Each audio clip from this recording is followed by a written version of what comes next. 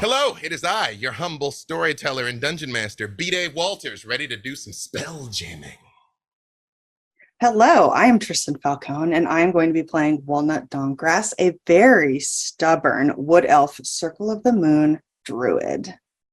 I'm Eugenio Vargas, I'm DM Jazzy Hands, and I'm playing Kent, our phantom rogue tiefling. Hi, I'm Brian Gray, and I am playing Virgil, the Aasimar sorcerer. Hi there, my name's Anna Prosser. I play Evelyn Marthane, who is a human Oath of the Ancients paladin. Hi everyone, I'm Holly Conrad. I'm playing Strix Beestinger. She is a sorcerer and a tiefling and a mess. Hello, and welcome to Idle Champions Presents 4 Hunger of the Far Realms, which, I mean, I'm sure that's not a thing. This is just going to be the It's super not that hungry. easy. It's a peckish Far Realms at best. This is going to just be an easy breezy Spelljammer jaunt. Nothing terrible's gonna happen. No brains getting eaten. Minimal tentacles. It's going to be fine. A lot of specifics. But before we get started as well, thank you to the cast who you just got the introduction of. Not gonna lie, it's weird to not have to introduce them, which is why my brain just had to say something. But there they are. They're beautiful. Welcome. As always, as we start every Idle Champions, thank you, Idle Champions players, for voting and tuning in tonight. We acknowledge that the stakes for this are very high, much higher than they think, mostly due to those votes that you all made. But we, of course, ask that you respect the cast, avoid backseating. These are all professionals. They all know exactly what they're doing. Also, there's times for plot or narrative reasons. They may make a certain choice that may or may not be mechanically optimal. Just buckle up and enjoy the show. We have, those are votes. I'm not telling you that bit yet. Few things, of course. Well, you know what? I will tell you one, you know what? I'm not even gonna tell you that one yet. It's all just gonna come out organically in the moment. We do have our stream code, which is episode 1 ICP4 code, or as I must use it as the verbal component of a spell, episode 1 IC4 code. Episode 1 ICP4 code, 1 goal Evelyn chest that expires October 24th, basically next week. We have some giveaways. We have a huge Astral Dreadnought mini. Calling it a mini is a misnomer. It's the size of like a newborn child. That is available for the US and Canada. Unfortunately, not available for Quebec because Quebec knows what they did. And I'm back to tell it to you. And also we have an international giveaway that is an all hands on deck collection, which is a bunch of starter packs and skin packs. There's Spelljammer Kit, Spelljammer Virgil, Spelljammer Strix, Spelljammer Walnut skin and feed pack. It's a theme pack for Kent, Virgil, and Strix. I know they're gonna get mad at me if I don't say this specifically. Walnut, Evelyn, skin and feet pack. Far Realm Evelyn theme pack. Far Realm Walnut theme pack. Far Realm Strix skin and feed pack. Virgil skin and feed pack. Kent skin and feed pack. Brunorge, Arlaxol, Ashara, Mince, Delina, Makos, Nayeli, and Force Gray bundle pack, starter packs for all the others. This is all ICP4 DLC and starter packs. I'm sure I said that wrong. Y'all know what it is. We're going to open up the raffles at the break, so make sure you stick around, and we're going to announce the winners at the end of the episode. One very last thing. Thank you to Jay and Jordan for moderating. All of y'all be cool in chat so that they can have an easy breezy night and just enjoy the show. And speaking of, let us begin our show. It is a wonderful day in Waterdeep. The sky is blue, birds are singing, the sense of food being cooked from a dozen lands wafts through the air. Music from 100 more playing idly in the distance as people walk through. It has been a time of rare peace. Nothing calamitous has happened here in weeks. And the people very quickly have adopted to just being able to relax and take in the day. 2 of Waterdeep's most noteworthy defenders known not just for their heroism and sacrifice and their defense of this place and many other places just like it, but for their, shall we say, unanticipated romance between a tiefling and an Aasimar. Where are Virgil and Kent, and how are they spending the day? Well, assuming that it is at least midday, because if we're going to be out on the town, Virgil would be ready very quickly. But Kent will take a bit of time to get ready. But for what it's worth, the rivals don't do well with things going well for too long. So I think in that first week, you said week. So I think in that first week it was great. You know, we went to brunch. You know, we had parties in the evenings, and then after about a week, it was like, okay, but where's the other shoe though? So every day is a little bit about checking the wards and the walls and the portal to Avernus in the basement. It's a very nice, like, this is nice, right? Quiet is good, right? While always looking over shoulder, checking corners, and just waiting to be run up to by somebody on the street needing something. Today, though, Troll Scott was busy, so we are out. We have left our ward because there's always something to be done there, and we're down in the trades ward, just having a nice shopping day. And what do Virgil and Kent look like? Kent is a tiefling, about 6 feet tall, ice blue eyes, long, wavy black hair. His two horns sort of come from the front of his forehead and curve slightly back, and they're inlaid with arcane mithril patterns in those. He has today, as all days, his cloak, his mother of pearl inlaid cloak. He is wearing, as all days after that first week, his armor, but it's glamored armor, so it looks, very fashionable. And he has, fantastic boots, black boots, little Cuban heel, with currently empty little bandolier loops all around. Virgil is also about 6'1", dark-skinned, glowing blue eyes, short dreadlocks with kind of beads at the end, wearing a blue kind of jacket, hooded cloak, traveling pants, boots that Kent insisted on that actually have a little bit of a blue flare at the bottom. So good on you. Sometimes you got to do what makes you got to do what makes love happy, and usually just kind of seen fanning himself idly with a fan that occasionally is out, occasionally is away. While you all are making your way here through the trade ward, where anything your heart's desired can be acquired, sometimes you have to know someone or know someone who knows someone, but luckily enough, the two of you do.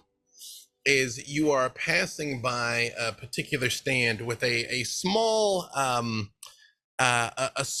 green creature with what looks like a beak, almost like a parrot, in a frill. It's a reptile of some sort.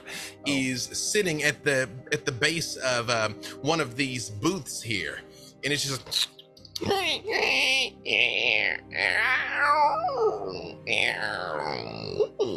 and it is kind of pulling at its cord, trying to get to the two of you. Virgil, is it okay? Does it need help? That doesn't sound good. We can handle this. We took care of BD. Yes, we can handle it. Hi. It's fine. Hi. No, yes, wait, no, this magnificent creature is a new arrival from Chult. They're going to be all the rage coming in. And you see a tabaxi with a comedically long mustache and goatee that goes down, sort of floats over towards you and says, "This fine creature can be yours for just 20,000 gold. Virgil. No. Virgil, it's not for me this time. It's not for him, it's for the creature. I was actually going to say it's for Dahani, a little taste of home, but we can Them afford too? it. It is but a pittance. Come, don't you want to prove your love and affection and dedication for those you hold dear? What better way to do so than with the gift of a dinosaur? And he picks it up and puts his head against it. Oh, a dinosaur? Now wait a minute. Does it come with all of its certificates of authenticity? Has it been, properly taken care of medically speaking? Does it have its shots? Yes, of course. Yeah. Please roll insight on this, man. Absolutely. Thank you very much. Why would I lie about Why? such a thing? Yeah. It is a dirty 20. He's absolutely lying. He has no idea of the bona fides of this creature.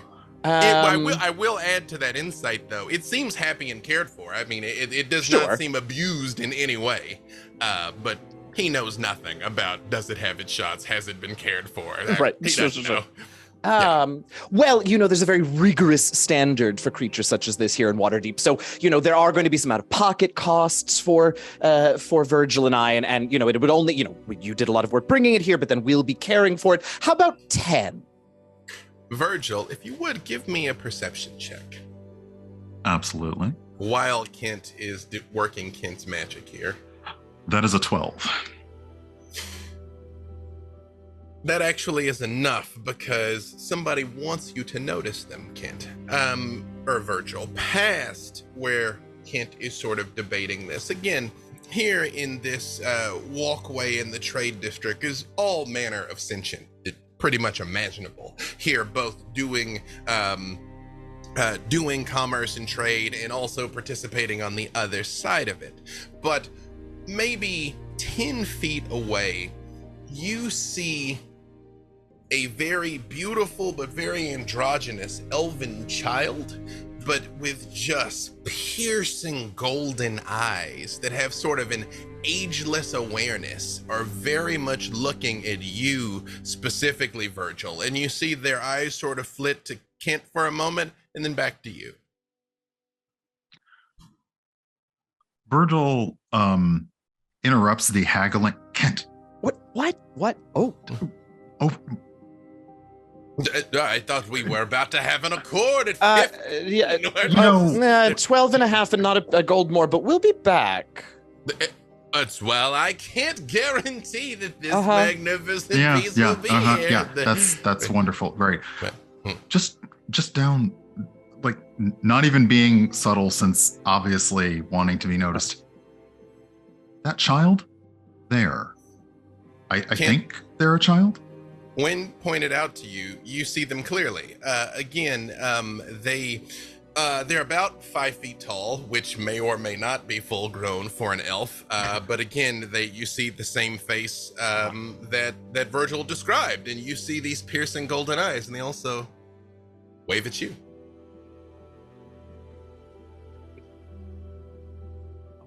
Okay, I think we should. They want us to. Listen, I don't know if they got the eye thing. I want to make sure they know I love them. Whatever happens, you cannot keep them. They seem sentient. I wanted the dinosaur, not a person. I just want to be clear. You know what? About That's this. fair enough. You know what? You have a tendency to pick up strays, is all I'm saying. So listen, we all do. We'll head over to them. Absolutely. As you walk over towards them, you see they sort of look both directions and pull the hood back slightly more, revealing a head of silver hair, but they don't take it all the way down, just to show a little more of their face. And they say, "Oh, Virgil, Kent, I'm so happy I found you. I come to you from my master, whose name I will not speak here. And a shadow is spreading. A sliver of evil and corruption pierces the veil of the worlds. A power that should have lain quiescent in death threatens to be reborn in a form that will harrow whole worlds if not undone. My master has sent for you, you and a handful of others, but I assure you time is of the essence." You wanted to say all that, but you won't say your master's name here. I'll give you my name. Take that. That'll do. Uldrey. Nice to meet you. Well, Uldrey. I mean, I guess we knew it was coming. Yeah, it was What? too quiet and Oh, we something. yeah, something. It's Anything. I mean, my arrival was not foretold, right? We have a number of enemies that cannot know what it is that we're doing. No, no, no. it's just a feeling. It's just a feeling that we have. So you need our help for some kind of growing evil situation that you want resolved. Yes, we need heroes like you in particular. Although there are 3 more members of our fellowship. I promise all will be revealed forthwith. Not 4? No, not wait. So it's Who do you not think? the rest of Who it. do you think they're leaving out? I don't know. I mean, probably Solis is usually honestly kind of over it all. So I think it's Gosrick. Oh wow, you're right. Your rivals of Waterdeep. We actually will not be calling upon your full number, for were we to do so, the great city of Waterdeep would remain undefended. We never thought to split us up. That makes so much more sense than what we've been doing. Look, we leave a note every time we leave. I mean, it's fine. Great. Are we going now? Is that sort of the idea here? Yes, just come. I assure you, all will be revealed shortly. And you see, when they move, it is almost like you see their robes moving across the ground, but you don't hear footsteps, and there's not even like the motion of legs underneath. It's like they just go down the cobblestone streets of Waterdeep. Cool. I am going to turn to the dragon vendor and yell, 13, not a gold more, have it delivered to Trollskull Manor. Bye! Sold! No. It's fine. As you all weave your way through the streets of Waterdeep, coming to a very familiar sight, an iconic landmark in all of Waterdeep, the Yawning Portal. As you come in, the doors swing open. Although it is midday, the place is full of would-be adventurers, people already lost in their cups, just people drinking and carousing. And at the far side of the Yawning Portal, around a table, sits 3 legendary adventurers. Who are you all, and what do you look like? Could be anything. Yeah. Fine. We're just catching up at the table. Did anything catch on fire? I think probably the corner of the table is on fire. Oh, okay. And you see a very small blonde human just kind of taking her cloak and patting it and like dipping her cloak in the water glass and like trying to smother the fire and talking as though she's not doing that to her companions. Like not even like, of course she's putting out the fire. It's typical. From across the bar, on the other side of the hole to the Undermountain that the Yawning Portal is named for, by the bar, the gruff barman Dernan, with his thick pork chop mustache and strapping muscular build, perpetually wiping the bar top, looks over and just says, "Evelyn, come on. Not again. I just got that fixed." Oh, it was me. I'm sorry. It was me. I'll put this. It's nothing. Strix. Nothing. I'm sorry. I was just showing Evelyn this. I had learned a new trick with the fire, and then it caught the table on fire. And Walnut here too. Hi, Walnut. It's not even midday. Walnut, come on. Look. I mean, look, what are we gonna do? Ruin this? I mean, Walnut's visiting. We have to be nice to Walnut. No. I'll be leaving so soon. The city is just not. Distressed edges are very in style right now. Virgil and Kent, as the door swings open, you all see this, and you all see this elven child looks at the 3 of them and their golden eyes light up. Strix, Evelyn, and Walnut, if you would, give me a perception check. Oh boy. Oh, that's not too bad. Oh, I actually rolled the dice. I guess it doesn't. That's fine. 15. I have no preference between physical and digital, Okay, whatever good. you like. I got a 16. Excellent. Walnut? I also got a 16. Whoa. Also, Crazy. Strix looks like this. Oh yeah, should we describe? Yes, sure. What does Walnut look like? Walnut is a wood elf, small wood elf druid in leather armor that is like autumnal colors. She's like bright amber eyes and very, very dark hair, and just in general looks very curmudgeonly. Does not look like she's excited to be here. Is like, you know, maybe she came out to meet these friends that she was excited to see, and that social time limit is up, and she's ready to just make an exit at any moment. Strix doesn't want her to leave though. And Strix like, no, let's just keep having fun. This is great. Friends That's are why great. she was showing her the fire. Yeah, Yeah, I could do. causing problems on purpose. As you all sort of take a bit of a survey of the room, half the people in this place don't even notice Dernan yelling at you about open flames.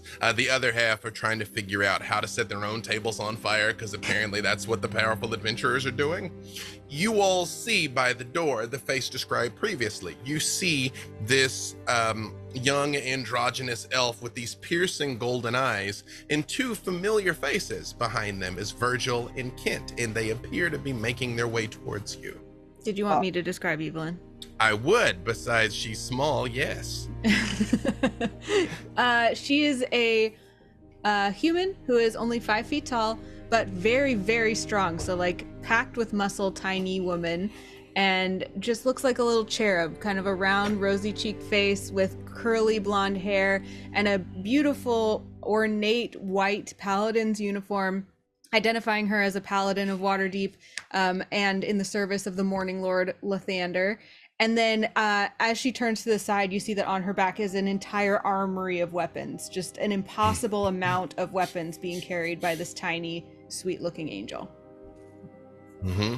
Strix is the opposite of that.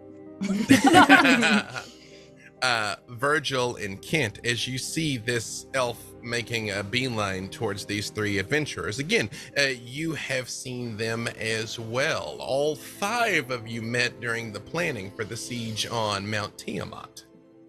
Oh, Walnut's immediately like, no, this looks like adventure. I have a wife and a very quiet woodland forest to get back to. This, I gotta sneak out the back. Evelyn. Walnut. Oh, hello. Hi. Hi, everybody. Hi. We're friends. Are we? Hi, Wait, oh my hold on. gosh, What? you look great. Did we screw up? Is she back? Tiamat, Huh? I mean. Oh, I don't think so. Don't Oh, even say okay. it. I hope Sorry, you're not. right. I don't want to put that in. No, this reverse. didn't sound that severe. I mean, technically gods don't Oh. die. They just go float around in the astral plane for a while, and then maybe someone resurrects them. It's very complicated. Strix, we've gone over this. Positive thinking. Positive thinking. What's that? I don't know. Maybe Evelyn will tell us. Well, when you put your heart in the Don't tell service me. of the God, Morning we Lord missed Lathander, out being with them on the right Oh, flank, didn't wow. we? holds your I soul know. in his godly hands. Oh no. What, you don't want to hear? I do like the boundless enthusiasm, I have to admit. Thank you. It's a bit of a change. What's happening here?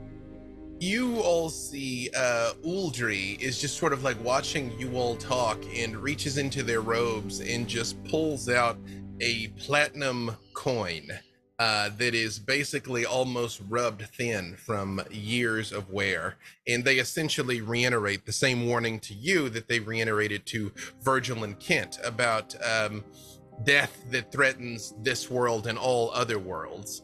And they put the coin down on the table. And they say, my master will explain everything if you would just,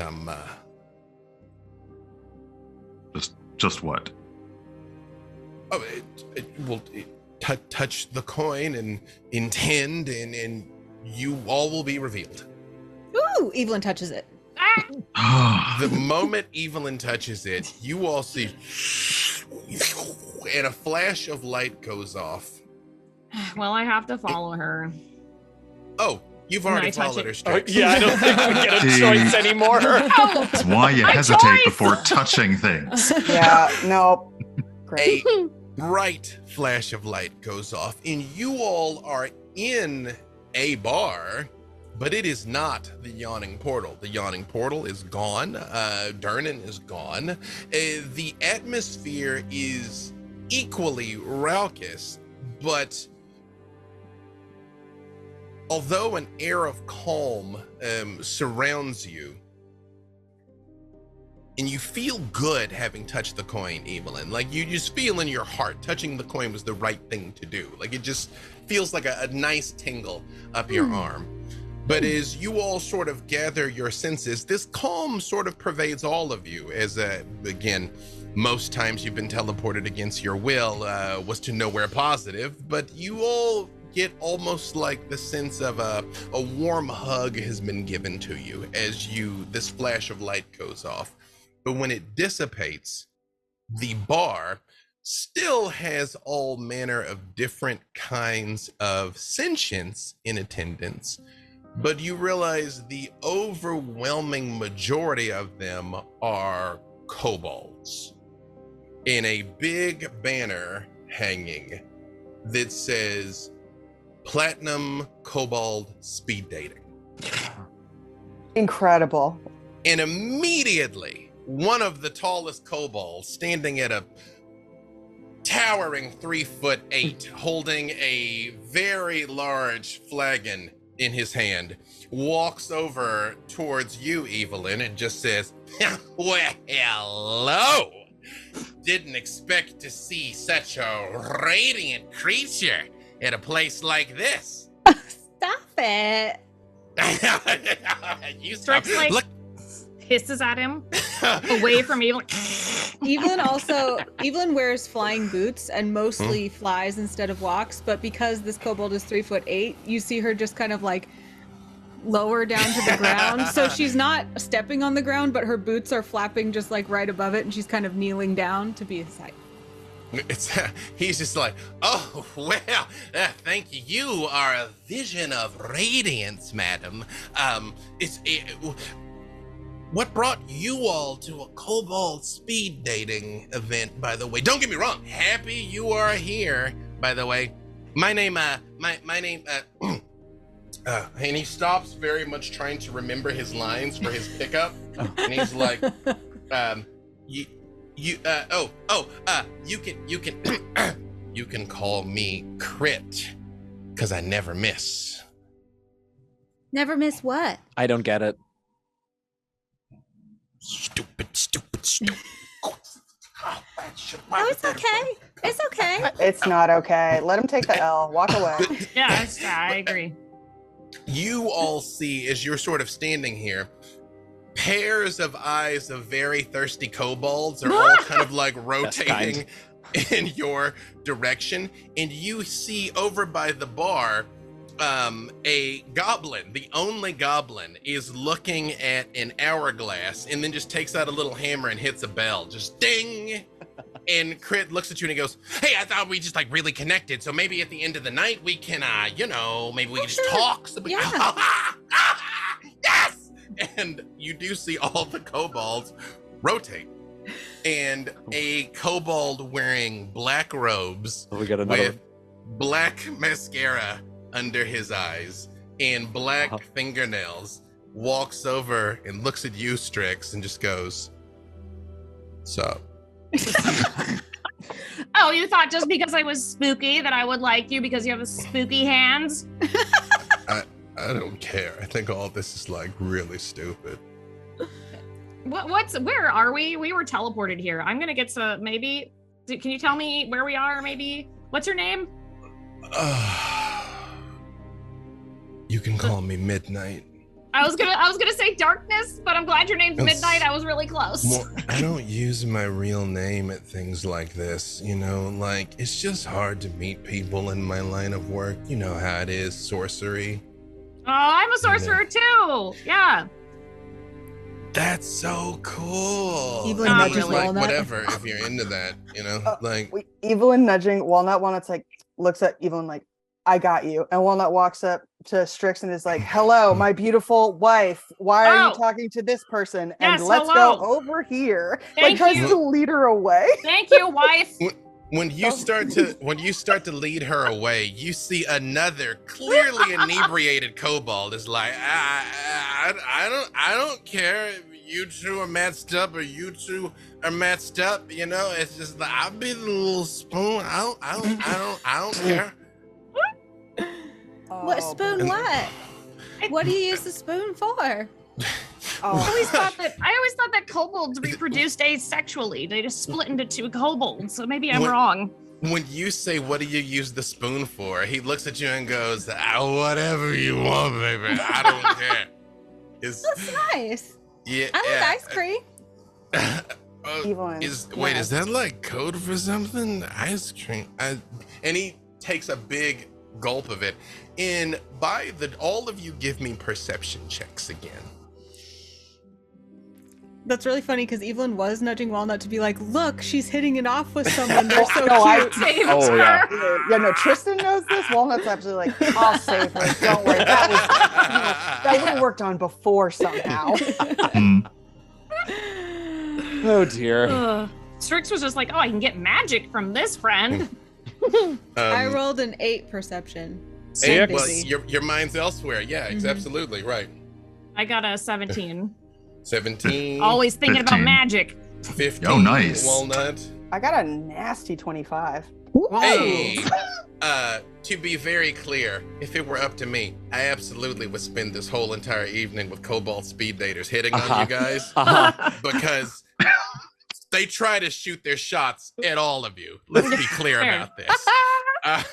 Evelyn gives them all her number. Oh my god. Scrying information.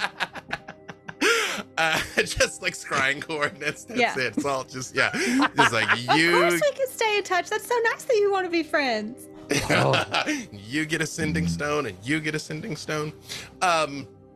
After just maybe 5 minutes passes, you in particular, Walnut, notice at the front of the door, the front of the bar, there is a big banner that says Scaver's Maw, which had been covered up by the Cobalt speed dating banner. So you know that's the name of this place, the Scaver's Maw.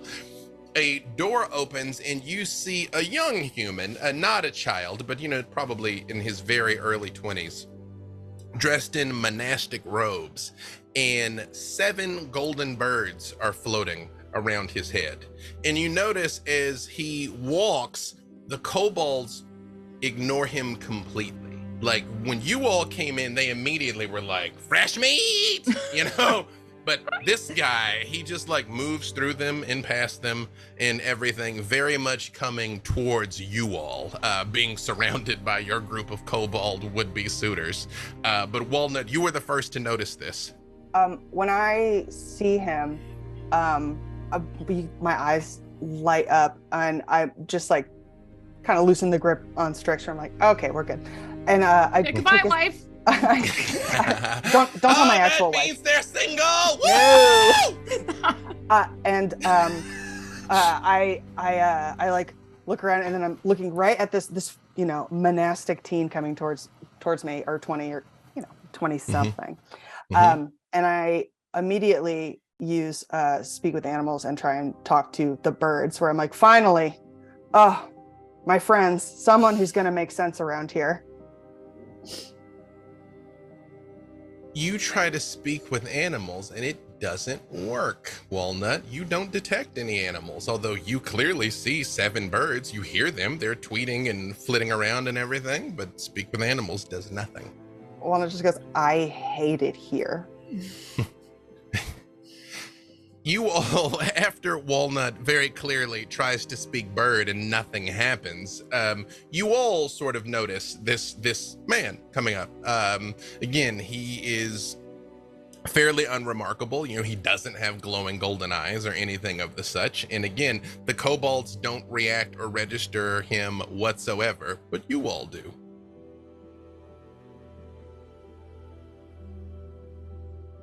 Do you think Arcana? Oh, go ahead. You're fine. No, I was just gonna say, do you think he's gonna come to the table for a speed date? I mean, I don't want, it's fine. I'm just wondering. They're not reacting. He's a regular, obviously.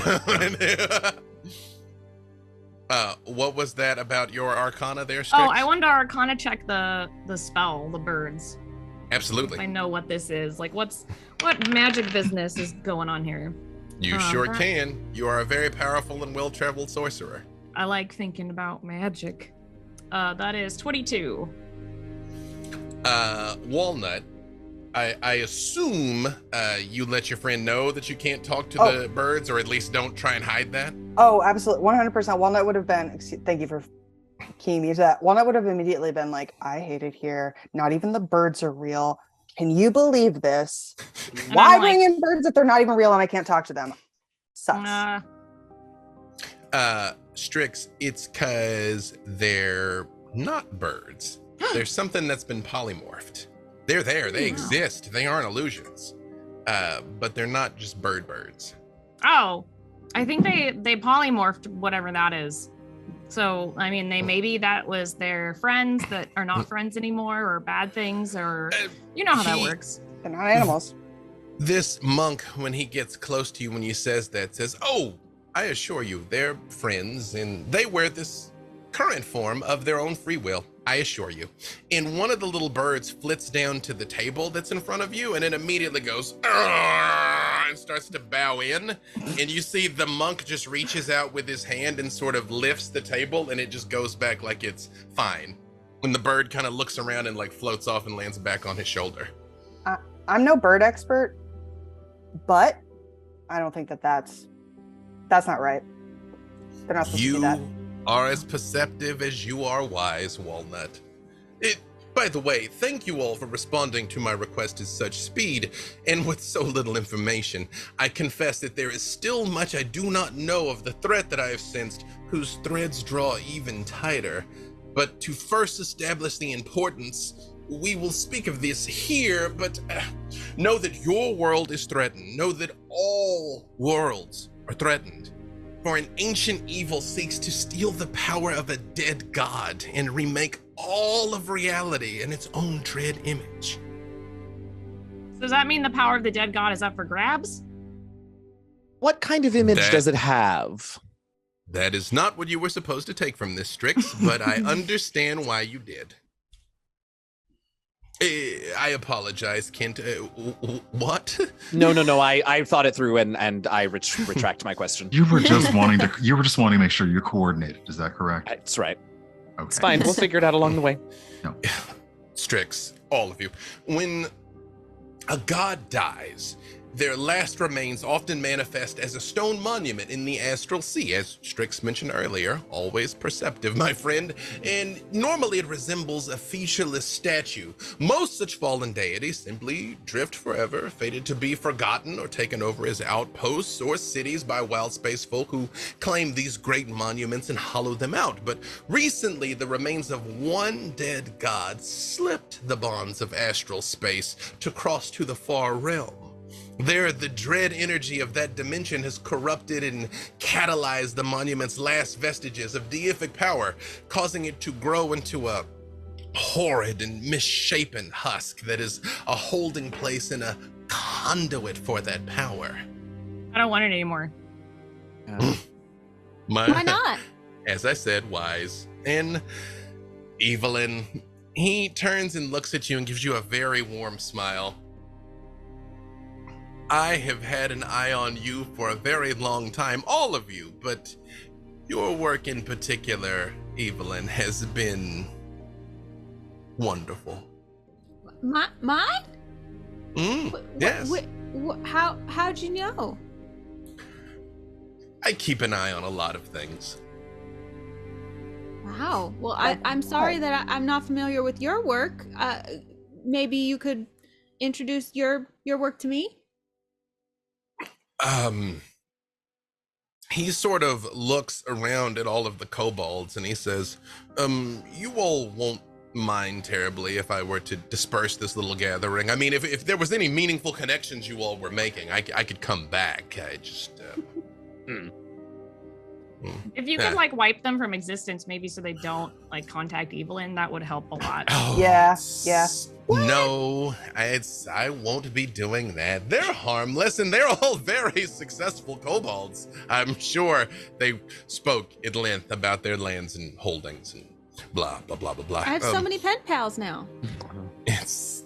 I assure you, you will hear from them, Evelyn, at length. And you see, he just sort of motions his hands and the birds start flying out through the bar, but you notice as they flit by, they just kind of flit by the kobolds' heads and they don't land on them. And a moment later, the kobolds are just like, well, I guess whatever we're gonna get out of this, we got. So, anybody wanna come back to the old heezy for sheezy? And you see a very aggressive, the bar is closing in 5 minutes, sort of like quick sealing of the deal amongst most of the kobolds. Not everybody finds love tonight, but they clear out within seconds of when he sort of motions and the birds go out.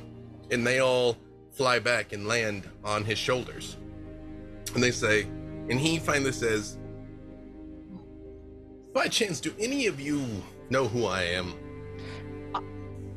I feel like I might. He looks at you and he's like, really, Kent? Well, I don't want to presume. Certainly, it's been a long time since I did any sort of archaeological, academic, religious studies. And let's say my focus was different than I think where you might come from. But, you wouldn't happen to be... You're not the Platinum Dragon, are you? It is I. Sorry. I do that. Listen, I'm Did you? sure you did, Strix. I spent so long rooting through Talona's temples, never got a whiff of her, and here you are. It's really very exciting. It's an honor to meet you, sir, really, truly.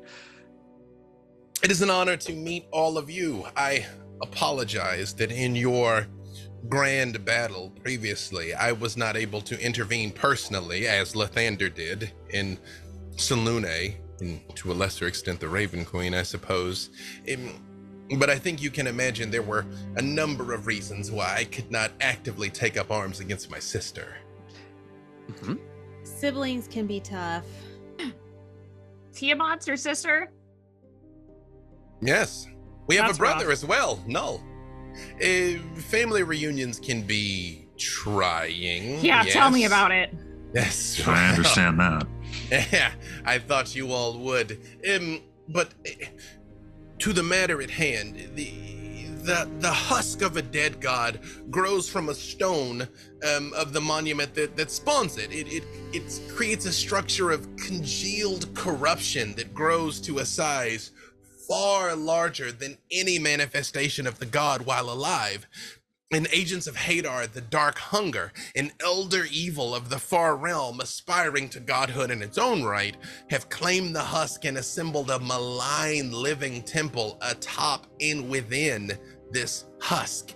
And in the temple, a dread months-long ritual has begun, channeling power from the husk to Hadar, who takes the form of a blood-red star hanging in the void of space. And if the ritual is completed, Hadar will attain full godhood and be able to freely channel the corrupting energy of the far realm across the astral sea and into the realm of mortals, which would have calamitous effects. The only way to permanently disrupt the ritual and ensure that the corrupted husk can never be used to resurrect the dead god whose essence it holds is to resurrect it, and I have the ability to do so. To resurrect a god? Yes. So So- which dead god is this? Like Yep. That. Sirik Yes. Ball? Who And who why are do we you talking need about? us?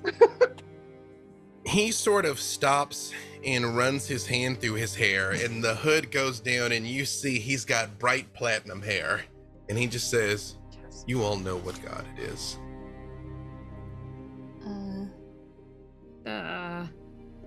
Tiamat? No, that was our fault. Again? No. Oh, But jeez. Tiamat's so mad Yeah. at us. Yeah, that feels bad.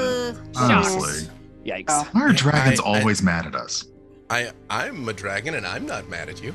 Not yet. Listen, can you tell You're your the friends? honestly, really, you're Truly. the first. You are. Okay. Understand, mortals. I know that you all fought and sacrificed and struggled to defeat Tiamat, and I know what she intended for your world. But understand two things. Mm. One, all life everywhere is in danger if we do not do this.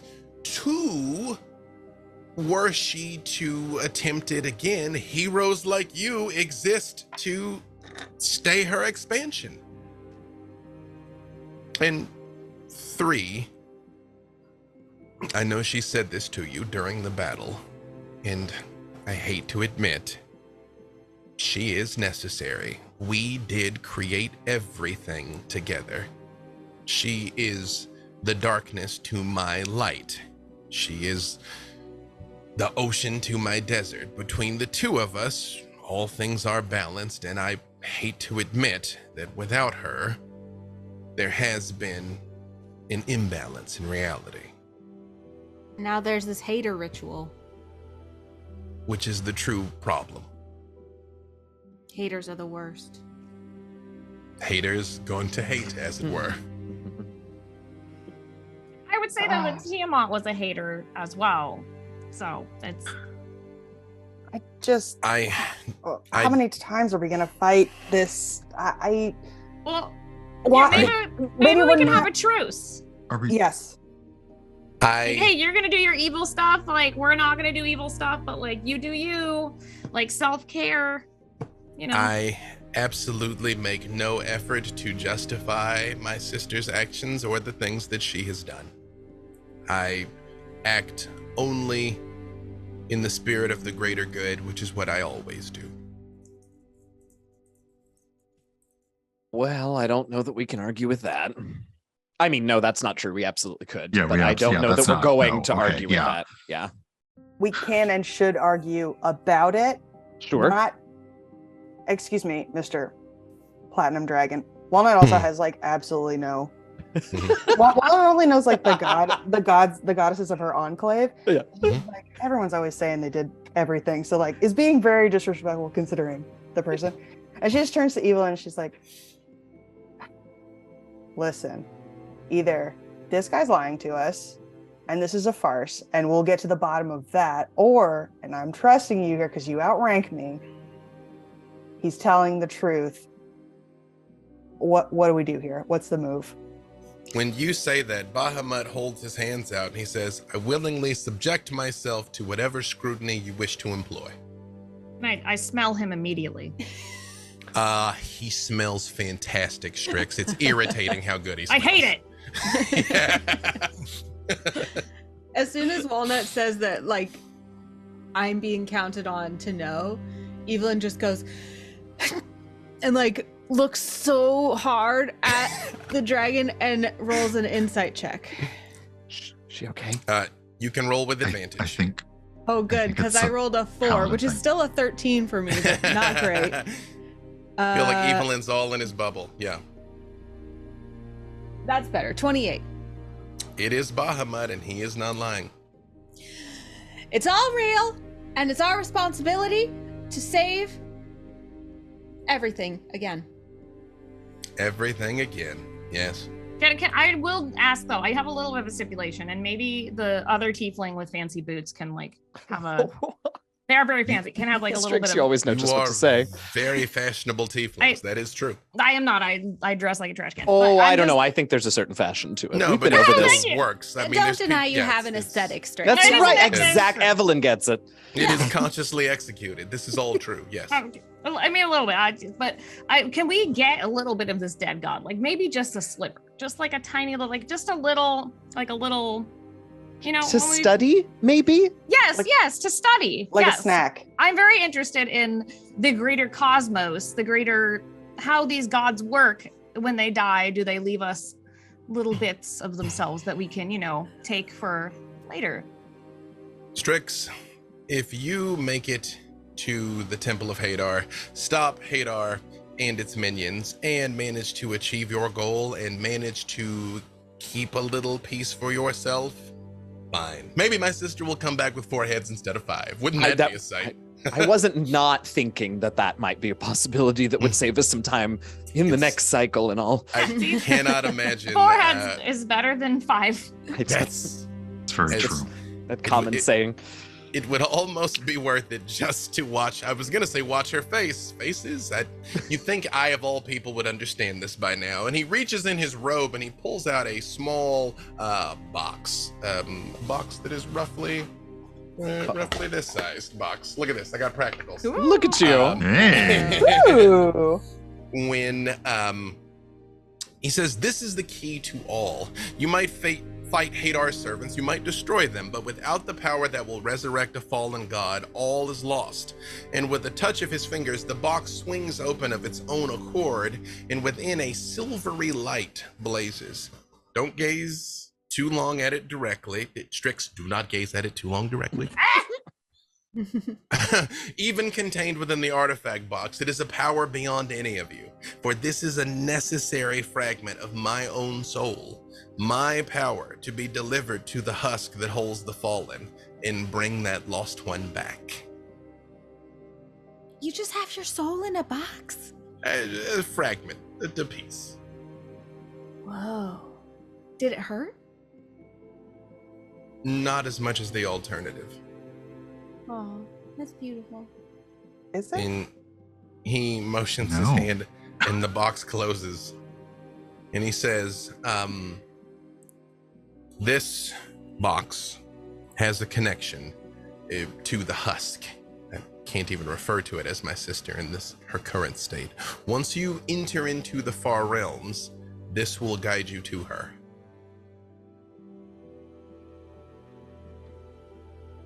All right, well, where do we start? Well,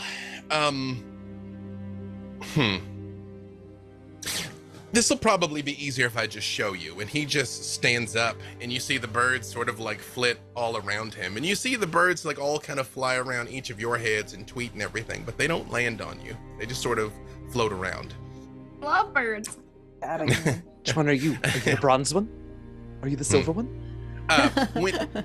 Virgil, or Kent rather, give me an insight check. Sure. Where's my here it is. Mm-hmm. That is a 16. When you say, "Are you the bronze one? Are you the silver one?" they look offended. Like their little bird faces. That's fair are- enough. Yeah, that's fair enough. Yeah. Oh, Oh, Yeah. I mean, I just, to know how to address you. Sorry. And then they just kind of keep flying. And as he goes and he opens the door at the front of the tavern and he just motions for you all to go outside. Okay, I guess. yeah. Where are we? Oh, Is all outside? right. Can we breathe outside? We don't know where we Where are. where are we now? I'll go check. When- Evelyn goes. Evelyn! Evelyn! That's Fine, let her go. When Evelyn just like goes tromping out, Bahamut looks and he goes like, "Can always count on Evelyn to keep things moving." Is Evelyn, as you go outside, and all of you saw the kobolds go outside and they didn't, drop over dead or explode or anything. As you come out, you do see a sprawling town. Not so dissimilar. You've traveled many places, Evelyn, but as it goes about a mile off into the distance, it just stops. The horizon just ends. And over you, the sky is a mass of beautiful swirling colors. You can make out the very faintest outline of what must be an incomprehensibly big crystal sphere and a vessel that looks like a three-mast galleon ship is flying over your head. Oh, no. Let's steal it. I know where we are. My Uncle Mason comes this way all the time. Oh no. And where is it that you think you are? In space. You are. Welcome to the Rock of Bral. Unfortunately, there's not proper time for you all to enjoy all that this wonderful place has to offer. You will need to make your way down to the Low City District and book passage along a vessel that will take you where it is that you need to go. He reaches in and pulls out a diamond the size of your fist. And he says, Virgil. And he hands the Yes. diamond to you. Give it to the Asimar. Wise choice. Yes. To the sailor. This should be more than enough to pay for passage anywhere that you need to go. And he reaches in another and he pulls out what just looks like a leather pouch. And he opens it up and just immediately pulls out a turkey leg that is almost the size of your arm. And he says, "This will keep you and the crew well fed." I'm a And he just- vegetarian. I And have he create reaches- food and water. He reaches back in and he pulls out just a pineapple that has been cracked open. And he's like, huh? I'm like, Evelyn, don't take food from strangers. And I procure you one good berry. And I'm like, there you go. I'm like, your favorite, baby. He looks at you, Walnut, and thank he's you. like, I'm not a stranger. I'm Bahamut. Well, either way, the rest of the crew may want to subsist on something other than berries. And he just holds the pouch of plenty out for whoever takes it from him. Look, this looks neat. I'm taking it. Yeah. He's like, enjoy. I like stick my face in it immediately. Like, It's Strix. What do you want to be in it? eyes. There's a shocking amount of edible eyeballs in a variety of jellies just floating in there when you put your head in there, Strix.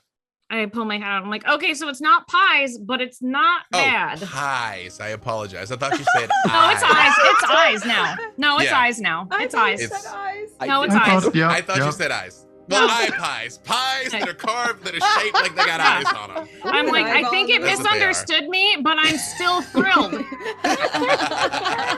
Yeah, notice that none of us thought it was weird that Strix wanted eyes in the bag. Not a one. It's No, all on brand. they're eye pies. Honestly, a great recipe idea. Going to keep it. Yeah. So Bahamut just looks at you and he says, "Unfortunately, I cannot accompany you on this because I fear were I to enter into the far realms, Hadar would sense my presence and they might accelerate their timetable. The only thing we have going for us right now is speed and the element of surprise, which is why I've selected only U5 and not the full Titanic might that was allayed on Dragon Mountain." Stealth mission. Mm. I'm good And at those. He very much You're- looks you at are all not. of you, and he Are just you? says a stealth mission. Yes. Sure. Uh-huh. historically, we've been very bad at those. This sounds like a job for distraction No, farm. we've been very bad at them. Evelyn starts playing air guitar and singing to Oh, herself. no. You see, he just sort of motions. There's not really well, I suppose there is an up and a down because there's a ground here. He motions. There's not east and a west as such, but he motions to the left, Sure. and he says, "That way will take you to the Low City, where you will find the docks, and I'm sure many capable vessels await you." Evelyn leans in as they walk away and goes, Are there space mermaids here? He stops for a second and he says, "Well, there's space whales. Does that count?" My Uncle Mason told me about space mermaids. Maybe that's what he meant. I'll Does keep your- my eyes out. Does your Uncle Mason enjoy a little of the old,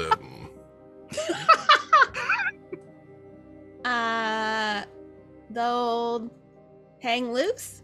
the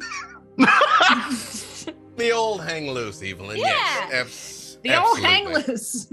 Yeah. Space Um, surfing. I'm sure he does it. Okay, hang on 1 second here. Mhm.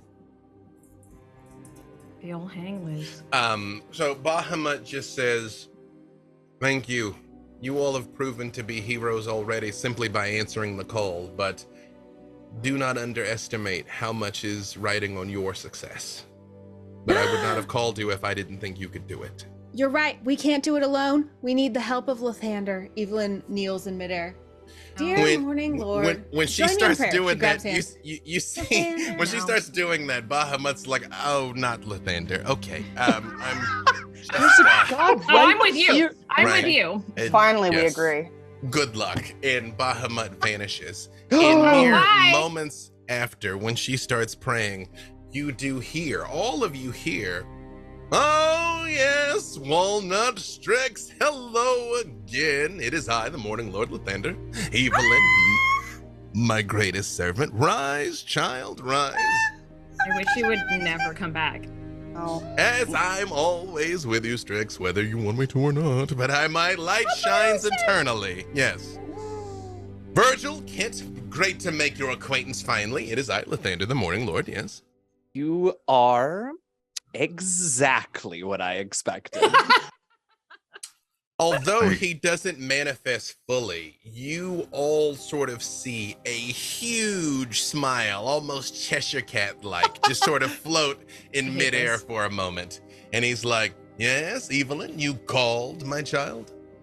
Well, we're setting out on a mission to save everything again, and I know we can't do it on our own, and I just thought maybe you could shine your divine light of help upon us and aid us in our journey, because I know that you are the god of new birth, and so maybe you could birth success for us. Evelyn's clearly like very overwhelmed by the presence of her god. As always, my light will shine on you, even in the darkest of places. Unfortunately, everything Bahamut told you was true, which is a little disappointing, considering the great lengths we all went to defeat Tiamat, but his assessment is accurate, as it tends to be. What if I gave you a token to sort of bring with you, to remember that I am with you? I love tokens! Can I have one of your toes? Incredible. Yes. Strix, always with the jokes. Evelyn, you see over there behind those crates? I want one. Where? Evelyn's like Easter egg hunt. Like, oh my god. When you go and look behind, there is a gorgeous sword in a sheath that is very clearly out of place, that is just sort of faintly glowing. Did you get me a sword? I knew it's just what you wanted. And what sort of sword is it when Evelyn pulls it out? It looks like it is the dancing sword. Dancing. Oh, there's lots of different ones. There's a long sword, a great sword. You tell me, is it a great sword, a long sword, or a short sword? What the Lathander knows Evelyn's heart. What would she want? I would like to use a longsword. That is what it is, which, for the record, as an aside, as voted on by the players of Idle Champions, Evelyn would get a weapon today, as the Cobalt speed dating was also thanks to the good people and voters of Idle Champions. That's true. They do. They know exactly how it should go. So as you pick this sword up, Lathander just says, yes, so you will always have this with you to remind you of me. When the time comes, you must give it an appropriate name. Can I name it after you? As long as you name it something cool. I'm suggesting butt hander. Well, she has handed many people their butts over time. That is true. All right, it's called the butt hander. I did it. They take it back. You're not what I expected. No. I take many forms. I must speak to people in the language that they understand. Got it. That's a skill right there. Evelyn, I don't need the body of a dead nickname? god. I got your Evelyn to nickname? name a sword butt hander. the hander of butts. Kent, Virgil, Walnut. We met. Yes, I would just like to say, we are all counting on you, but I know you are more than capable of doing this. Evelyn, Kent, and most of all, Strix, you know you already have all of my vote of confidence. Whatever. Thank you. Thanks. Great. Evelyn, you very much feel like Lathander's kind of like leaning in towards you, looking at Strix. You only see this smile, but you get the distinct impression, and he says, I think she's coming around, Evelyn. She'll see things eventually. I know, she totally is. She loves you. I think deep down, she just thinks you're great.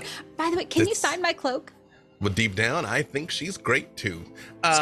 Strix. And you do see on Calling the me cloak what looks like a very bright sunburst appears on one of your shoulders that wasn't there before. Oh my gosh, thank you. Yes. You all should move along though. You probably don't have a lot of time on your side. Okay, I love you. I'll miss you. I mean, I won't miss you because I know you're always with us and you're the Morning Lord. So I know you'll always be with us and I won't miss you, but I wish I always had you with me. I love you. I love you, and yes, I am with you always. Yes, my light shines on all of you. All right, we should go. We do it. Time is of the essence. Wow, and you're all. right. Yeah. Heroics. Goodbye. Bad bye. And you see the smile fades away. Evelyn doesn't put her sword in her armory. She's just kind of like holding it like this in front of her while she walks. It is ambiently glowing, just kind of faintly with a golden aura, Evelyn. You know it is a gift from the Morning Lord. She keeps showing it to other people in the party. Yeah, I've Strix, seen it, It's Evelyn. lovely. Strix, next time he comes around, you gotta give him just a little something. It'll be amazing. Just Right. like, oh yeah, you know, like there was a nice sunrise or some. I can't. It's just he just would. I think he might explode. I mean, I would, but I'm pretty sure like gods are omnipresent, so they can like read your mind, so he'd know I was lying. Oh, you're right. Yeah. right, but we'll I come up will with bite something, his though. toe. I'll bite his toe. I want it. Hey! In spite of space. I want it. As you all make your way down to the low city, the Rock of Bral, it is not so terribly different from Waterdeep. You very quickly kind of get your bearings. It very much is almost like a area based of like, oh, that's where the trade is, that's where the entertainment is, that's where the docks are. And as you all make your way towards the docks, again, they would fit into any city that you've been to. Neverwinter, Baldur's Gate, Waterdeep. I was about to say Winterfell. It's a very different place. With the glowing exception that they're in space. These ships that are docked here are floating over nothing. But you see vessels coming in and going out. They clearly fly. How do you all go about intending to book travel out to the far realms? Kent has not looked at a single ship from the moment he noticed there were ships. He has all eyes been on Virgil. And so as we get closer, I just nudge Verge forward. So which one should we take? Which one looks the best? Which one's the fastest? What do you think? These are. He knows. He used to be a sailor. He should know. Really? Oh my Mhm. god. Virgil, Really? as you're looking at these ships, some of these ships look like seagoing vessels anywhere, but not all of them. Some of them look like fish. Some of them look like bugs. One of them looks like a spider. One looks like a hammerhead shark. Like there's no pattern to these things. Oh, the shark one. Can we go in the shark one? No, I like the bugs. They get all small. Okay, so that's one for the bugs, one for the shark. They all look. I want to say seaworthy, but that doesn't quite fit here. Worthy vessels. Good. This is strange. Lot. And Virgil, out of all of the enthusiasm, goes to the constant Walnut. Which one looks good to you? And Walnut looks to Virgil and just like it's like, oh, great question. And then it gets closer and it's like, listen, I've actually been in one of these before, and I gotta tell you, it's a D- experience for me. We just want the most stable thing. So I'm looking around at the different ones, like looking for big wingies, like, or like just something that looks like the boat. Like, give me that big, beautiful Buick of a spaceship. The brick shit house. So a land yacht, but in space. Yes, exactly. Like, yeah, where's That's the just called grandpa's a car? yacht. Yeah. What? All of you give me persuasion checks. We're gonna do this as a group persuasion. Oh, as no. you all sort of start asking around. 25. Hey, I like to persuade. all that charisma. Bless a rogue's reliable talent. It's a 19, even though I rolled a 2. Okay. Yeah. Ooh. I rolled an 8 and also got a 19. The 16. 16, Walnut. I rolled a 2 and got a 2. We just push Walnut to the back. Exactly. Like, don't worry about it, Walnut. It'll be better. yeah. It's fine. That's fine. Walnut's like, just the robbing person- people. the person Yeah. you take to the car dealership that's like, I don't know, that doesn't seem like a good deal because I don't want to buy a car. We only brought Walnut because of the good credit, honestly. That's right. Walnut's the co-signer. Yeah. Walnut definitely has good credit. Oh, for sure. Look at that. And she has worked for it. As you all sort of start asking around, again, you all have book passage on vessels many times. You pretty much know the score. Although a lot of these sentients look unusual to you, the reality of what it means is sailors are sailors. You very much catch on to this very early, Virgil. You all sort of notice you have initial success, but the moment you mention the far realms, the moment you mention this might be dangerous, people just start bowing out. They're like, it's just not worth the money. And while you all are asking around, all of you give me perception checks. Sensible. I got a 12. Same. 13. What was that, Evelyn? 16. 16 and Walnut? 24. I appreciate that, like, you were all hyper persuasive, but not really paying attention. And Walnut, who's not being persuasive, notices something. Walnut, at the far side of the docks, because again, the docks of Bral, it's just that, it's a long dock. You see a man, a very lithe and lean man, wearing a long leather duster that comes all the way down to his ankles, black pants and a shirt with a gun slung very low on his left hip and a very wide-brimmed hat, who's kind of looking downward, coming towards you. But Walnut, you're the only one that notices him, and most importantly, everyone else gets out of his way. Like, when he's walked, they just are like scattering. As your friends are sort of haggling and kind of talking around here, you see this man coming towards you. Okay, so seeing this and just seeing that everybody's, not into him and thinking,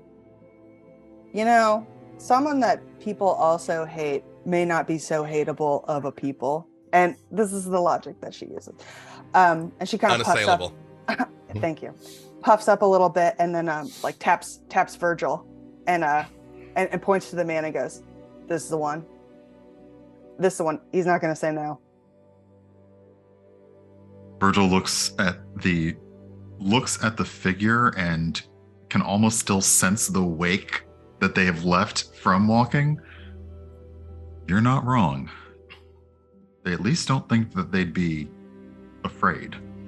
Well, good luck talking to them. And she claps you on the back and pushes you forward. Excuse me, sir. Virgil. Who said that? This man isn't terribly tall. You think even up to the top of his hat is about 6 foot, and it's a big hat.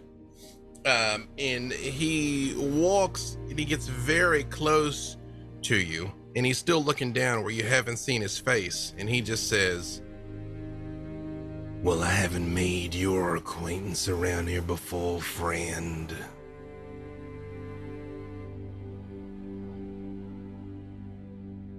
We're new here. On the Rock of Bral, seems like everybody's new here. Or at least wants to seem that way. Well,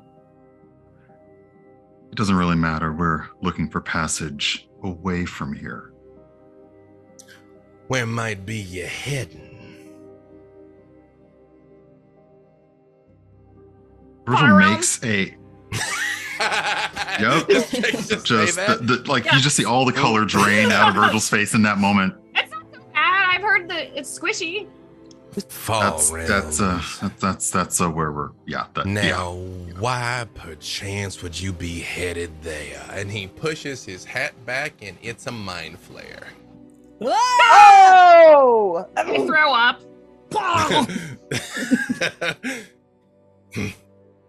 Looks like that tiefling's got a weak gullet.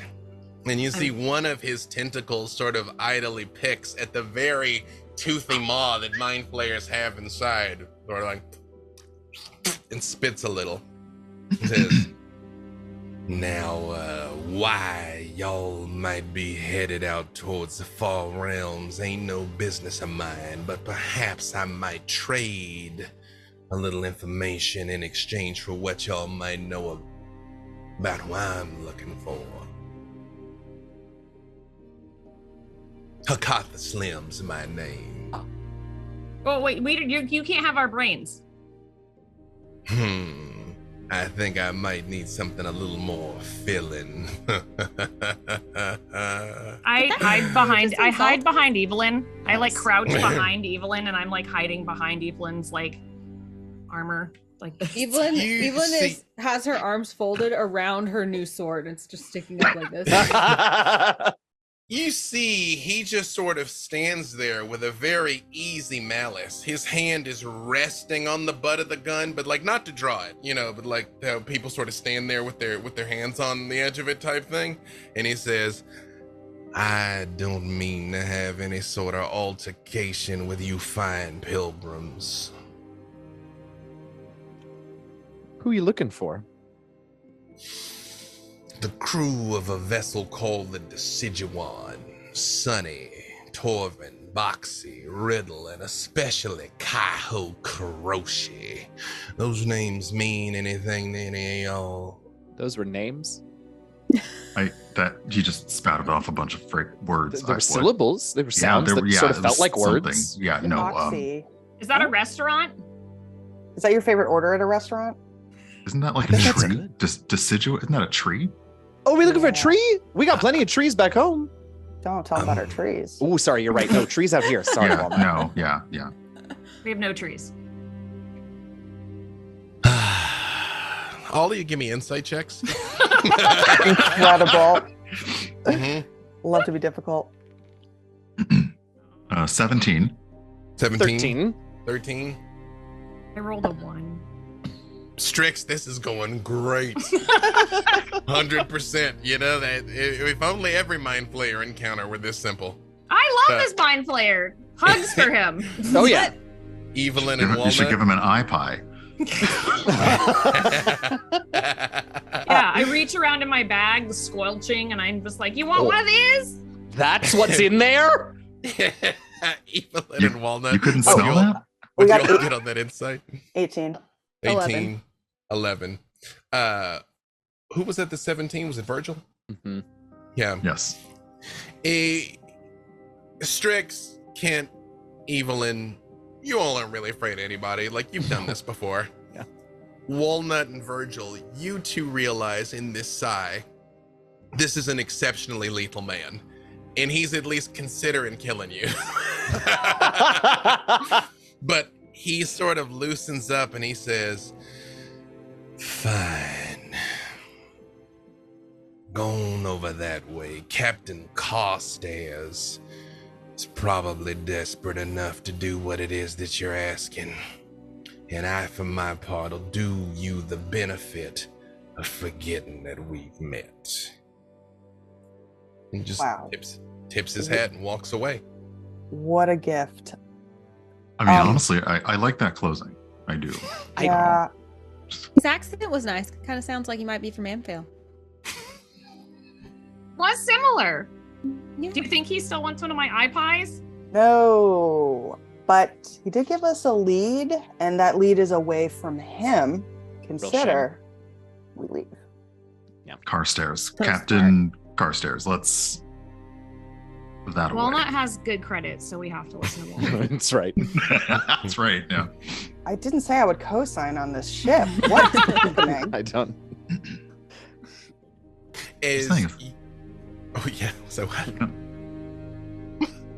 as you all sort of make your way along and ask, and a couple people point you, and you all see after looking a humble looking human wearing with a weather-stained hat in her hand and salt and pepper hair that is just sort of pacing back and forth like she's saying something to herself, like she's rehearsing something. I see a desperate captain. Yes. Hope it's the one we're looking for. Does really seem to fit the bill, yes. Well, pardon me. Oh. It's you here. Hi. Hello. Sirs and madams, my name's Captain Carstairs. I heard from a friend that you were looking. That's not to say I was friends with those that you were talking to. I didn't hear it from them so much. It's okay. I was eavesdropping, but I heard you were looking for a ship that could take you to the far realms. Not an easy trip to be sure, but I and my crew can do it for you. Excellent. Who are you talking to? Nobody. You. I mean, you, all of you, the royal you. Wait, who's your captain? Should I be addressing your superior officer? Walnut's As our my captain. What? And as your captain, I have ordained Virgil the sailing extraordinaire known throughout the realms. And she looks at Kent. As a fantastic sailor. So You, sailor extraordinaire, will know that my ship, the Light Fantastic, flying fish ship, great track record, fine ship, really fine. You will love it. She's just a great vessel, and my crew is the best on the Rock of Bral. At least top 3 of everyone who's here, probably top 5. In You gotta stop. You gotta stop right there. Yeah, hey, look, it's okay. It's okay. Just no. I've absolutely gone to the far realms, which is to say, I've talked to people, captains that have been to the far realms. Okay, wait, I've met people that have met people that have been to the far realms. But even though I've never done it, I have a special navigation device that will make the voyage easy. Not that I have it, but I know where it is. It's gonna be fine. Yeah, that all sounds great. Easy peasy, done and done. Wait, so to be clear, you have not been there. Correct. The way Neither to of you. get there. You don't either. The way to get there, you don't have. But the I ship know is- how to do these things, and most importantly, I'm willing to help. why? Nobody else is. That's the big. Yeah. Okay, you actually know that's a big that is a big Yeah. plus. That was our big negotiating. Yeah, that's true. Counterpoint, the ship is called the Lat Fantastic. Wait, counterpoint? Evelyn, how I is feel that? like you're making- Evelyn, wait, is I that, feel like you're is that, agreeing with is that me. for us or for wait Right. a second. Yeah. Right. Yeah, that. It's great. Got it. Yep. Oh, okay. So we should go. What's this device we're looking for? I'll take you to the device. No, what's it called? Oh, well, I mean, okay, it's like it's a sextant, and you just like plug it in, and then you can find your way into the far realms. It is no problem at all. And Is you know, it owned by someone else? No, That was a very loud no, Okay. despite the answer being yes. Try Must be again. true. No, absolutely not. No, it's out in a salvage field that me and my crew, we work all the time. It's on a vessel that's from the far realms. We never went aboard because there's probably horrible stuff on it, but whatever. Like, you're getting ahead of yourself. Like, this is like, we just gotta get out of here, and then we'll go straight there, and we'll get that, and then we'll go to the far realms, and it'll be all good. I'm gonna Is there- insight check this person. Absolutely. Okay. Oh, that's not bad. Let's see. It's 18. She's kind of all over the place, but she's not lying to you. You know, her Okay. and her heart's in the right place. All right. Is there anyone living in it? The sex tent? No, it's not the sex tent. Evelyn, that's no. not that's not what a sex. No, Might it's be not. though. What if it is? Well, I just Really, didn't I want to don't disturb think them you if they were live living there. in the sex tent. Like, you just No. spend time there, No. and then you do not stay That's there. okay. That's fair That's not. That So isn't. yeah, no, okay. So we I wouldn't be will not disturbing be anyone. partaking in de- that. a device. You know, hey, consent is the sexiest thing. But wait, no. Now I'm confused. That's not Yeah. what we're. You know what? Right. Could you give us just one quick second? Do you thank you. mind? Yeah. Okay. Just- yeah, okay, yeah, You guys just. I'm gonna. Great. And she does sort of like walk away a little bit. Does Okay. anyone have anxiety from just listening to her exist? Yeah. honestly, I mean, I kind of like her. it's all the not. time. You get used to it. are we good with this person? I mean, the thing is, like, if the worst that we have to do is kill horrible things on a ship, like, That feels like what we got picked for. So yes. Also, the captain's been in a sex tent, which is kind of cool and That's means we not can what that relate. is. If you don't stop No, calling but- it that, no, I no, no. swear. That's I not want to what be that very is. clear. You have taught me like 3 things about ships, and one of them is what a sextant is. But she started talking about, you know what? It doesn't matter. I think this is the ship for us. What about It is the- Walnut, Captain? Not the as the like cultural attaché to the captain. Walnut's like, Good. Walnut's like, you know what? The worst thing that happens is that we have to make Evelyn commandeer this ship, and she would do such a great job. Look at her with her sword. I bet you could point the way so good, baby. And then Walnut's just like, just saying her prayers, walking towards the ship. The only one When willing to you- take us where we need to go. When It's you true. all walk back towards her, she says, "Oh, of course. Hey, it will be love at first sight when you see the light fantastic, and that is the guaranteed truth. It's just there might be like one little thing to deal with beforehand. Okay, maybe it's a big thing, but not as big as some. We gotta work on you stopping after after the first sentence. It's a thing of a certain size. Okay, okay. She's not actually at the docks. No. Oh no. She's at the dry dock, more accurately in a little holding area alongside the dry dock. Okay, she's locked up in a manner of speaking, but that's to say she's been impounded. That's fine. We just got to get her out, and then we're on our way. The what now? We have to get the ship out. Why is your ship taken away? Yeah, okay, so we got boarded and we were missing a manifest, and then we got impounded by the magistrates because that's how they are in the low city. But I found the manifest, and she does just reach in her pocket and pulls out a crumpled piece of paper. And she goes, but it's gonna like take months for them to like let my baby out, so we should just liberate her because don't she worry. points. Wait. I take the manifest. I'm like, I'll talk to them. I'm sure it's just a misunderstanding. They'll give it to us. No. I think we should resort to skullduggery first and then words second. I don't know that you Actually, all look yeah. very capable, but I don't think you know how things work on the Rock of Bral.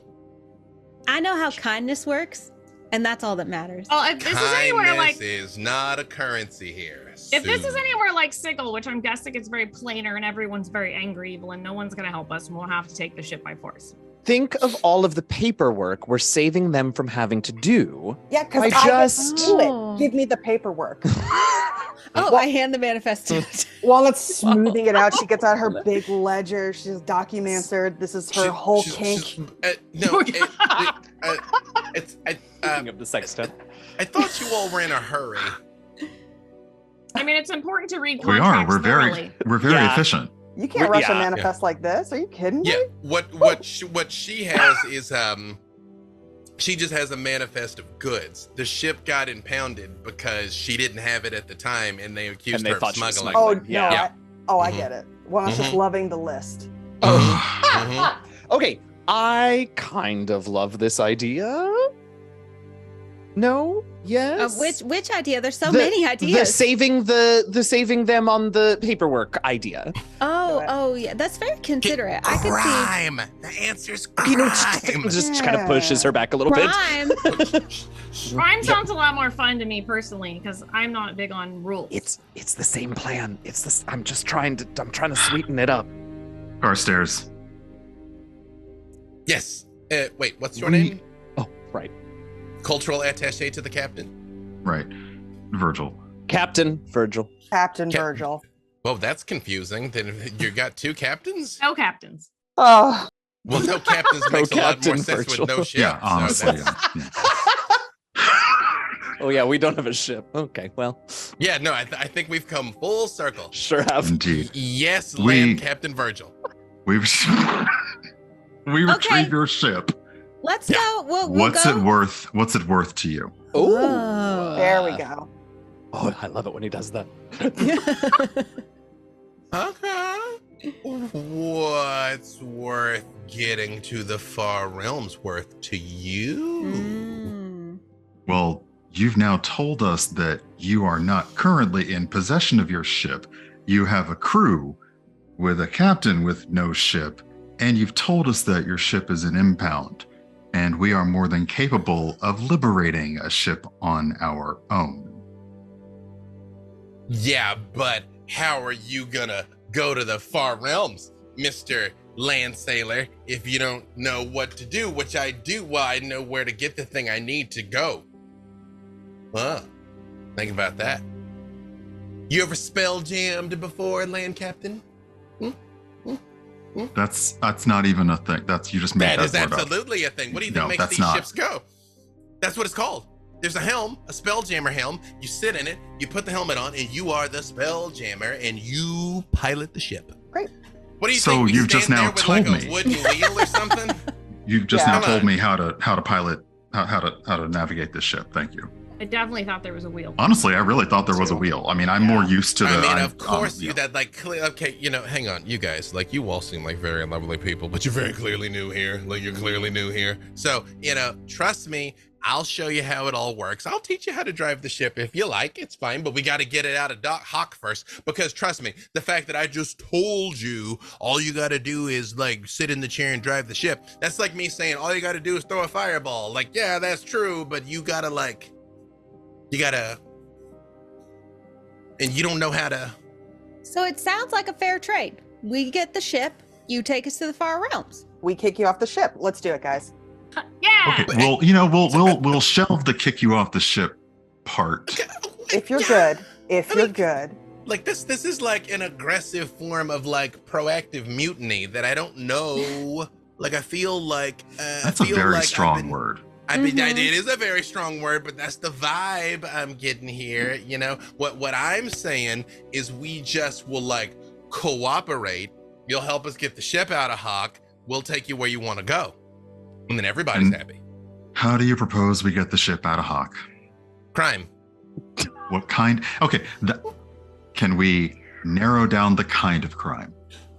Oh, no, I know exactly where it is, and I know that it is guarded, and we just gotta get past the alarms and also probably the guard dogs, and then just like get it out, and we're golden. Oh, dogs? Easy Love peasy. dogs. Sounds great. Yeah, They're not fun loving dogs. All dogs are good dogs. Question though, She's not wrong. are these We're gonna guards come related back to to any that. other greater planar entity like the Mercy Killers, or are they related to anyone who is like important in the planes, or is it just the people of this port? Like, we're not gonna make anyone upset from stealing the ship except for the people that live here, right? You will only gain the animosity of local authorities. Yeah. Great, Yeah. perfect, no great. problem. Let's just go. We're probably not even coming back here. Yeah, that's fine. No, that is the let's- least worst thing. Yeah. Yeah, let's go. We just gotta swing by the bar. We'll pick up the crew. They were going to Tatiana Astoria's gladiator competition. You ever seen her? She's the biggest genasi you ever seen in your life. She's like, Right. yeah. Now I regret that we can't come back, but okay. She's incredible. Yeah, okay. We'll pick up the crew. We'll go get the ship.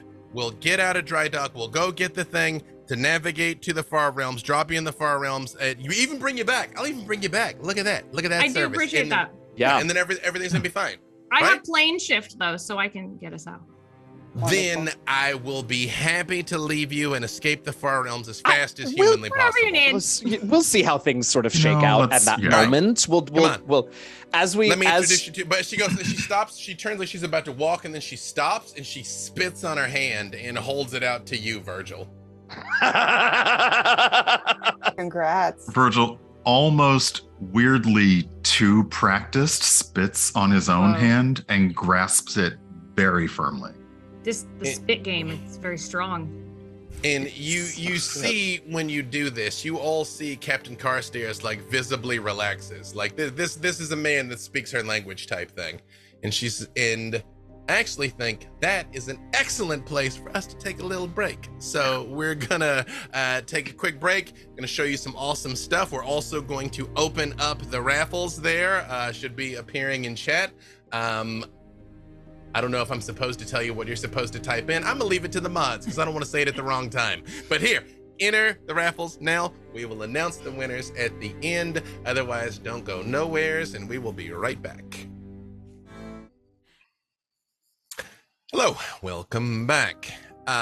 as the Captain Carstairs guides you along through the undercity of the Rock of Bral, she brings you to a very seedy and rundown bar called the Old Archlich, which outside there are posters pasted all over it for Tatiana Astaria's title defense tonight. And as you all get there, inside, you can see there are several people that have like painted their faces blue that are like drinking happily over the fact that she won and retained. And you do see a group of about 10 very unusual looking people sort of sitting to the side, keeping to themselves, enjoying a drink. And the captain looks at you all and says, they're all back. You want to meet the crew? Oh, Yeah. absolutely. I realize I didn't get you guys' names yet. Kent.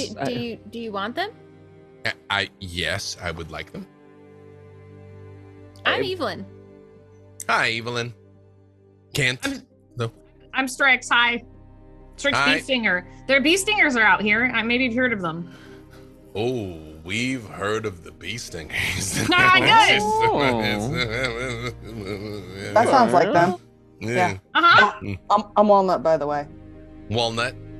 Pleasure to make your acquaintance. And Land Captain Virgil. That I got already. Perfect. All right, crew, look alive. These are the people that we're going to be taking a little delivery mission. Probably fine. We're going to the far realms. Most of us are going to live. I don't want to hear about it. It's what we got to do. So here's the team. And you see she points and there's 10 of them sort of arranged at different tables. She's like, Anaka, say what's up. You see an elf that is different than any that you've ever seen before. Most elves, but not all, are fairly fair skin. This one is pale. Almost to the point of being nearly white, with sparkly flecks in his eyes and hair that actually seems like it just sort of floats around him. And he turns and looks at all of you and he goes, put the odds at 65%. We all make it back, probably, maybe 60, but those are great odds. How you doing? Then she points at what actually looks just like a glob of purple jello that is just on one of the bar stools. And she says, Twinsa, form up. And you see the jelly sort of congeals for a moment into a vaguely humanoid shape. And you hear 3 different voices go, hello, hello, hello, hello. And it just sort of like waves at you all. And she's like, hey, Twinsa likes show tunes. They sing, they kind of harmonize with themselves. It's weird. It keeps them occupied. Borborel, you all see a halfling, just a normal halfling, turns and looks at you guys and goes, hey, wait a second. I know you guys. You guys are all from like Waterdeep. Oh my gosh, I'm from Neverwinter. I'm so homesick. Tell me something that has been happening in Neverwinter or wherever. I don't care. Waterdeep, Baldur's Gate, anywhere. Snow. We had a mind flayer problem. Snow and never. Oh man, see, you have come to the wrong place to get away from mind flayer problems. I know. Let me tell you that. And you see, the captain's just like, Borborel. You'll have time later. There's a Dirts. Where's Dirts? And you all see from the rafters a person that looks like a half man, half monkey with a film under his arm, almost like a flying squirrel, just bends down, and you see his legs are wrapped up over one of the rafters overhead, and he just goes, hello everyone. Does anybody have treats to share perchance? I am famished. Yes, what do you have? I give him an eye pie from my bag. He takes the eye pie and just hammers it. Nice. And flips down to the floor. And he's actually he's smaller than you, Strix. And he just looks at you and he says, I guarantee I will make sure you make it out of this alive. I am your man forever. I have snacks the whole trip. Oh, snacks, yes. And when he says I've got snacks, you all hear. Hopefully that means you'll actually be able to do your job this time. And you see what looks like a mechanical gnome stands up, and it has a flagon in its hand, and it goes like it's going to drink it, but it just goes, it just splashes on his face. And you see Borbrel looks at you, or Durst looks at you rather, and says, do not listen to him. He is just work. I think it is something with his rivets. They are too tight, you know? And he says, yes, but I keep the ship in the sky. And you see a orc woman who has a very charming smile. She says, reaches out and puts her feet on his head like a footstool. And the auto gnome starts swatting at her feet. And she goes, oh, don't listen to them. They're all good chaps. Would you all like some music? I love Yes. Yes. Absolutely. Very And much. the whole crew goes, no. And she starts Yes. playing the bagpipes. Moderately. Sure. It's the fundamentals are there, but it's sixth grade recital bagpipes. And you see a what looks like a giant praying mantis gets up, and its mouth makes this like horrible clicking noise. And in your heads, you hear, please stop, Shirag, come on, just, please don't, please, oh. But on the outside, it's just this, and the captain just says, that's Lankrana, this Shirag, come on. And she goes, that's fine, anytime. Hey, how about I'll play a little something with the meals, it's fine, you'll trust me. Yes, these people have no talent for the arts. Yeah, but we'll get there. Hey, you there, Mr. Tiefling? Hi, didn't get your name. Love those boots. Those boots, fierce. Yes. Well, thank you. He walks a little extra heavy on the heels, so they click just a little louder.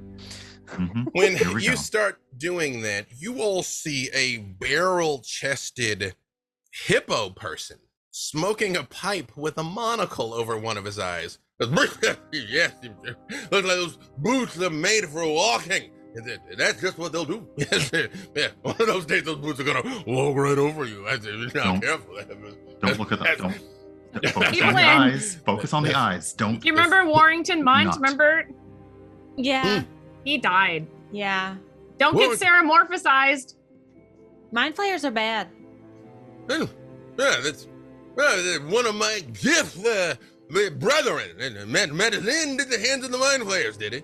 Yeah. What? We watched it happen. Yeah, and survived on your own. Oh, no. Did you at least attempt to intervene to assist them in any way? Yeah, we tried. Yeah. His face fell off.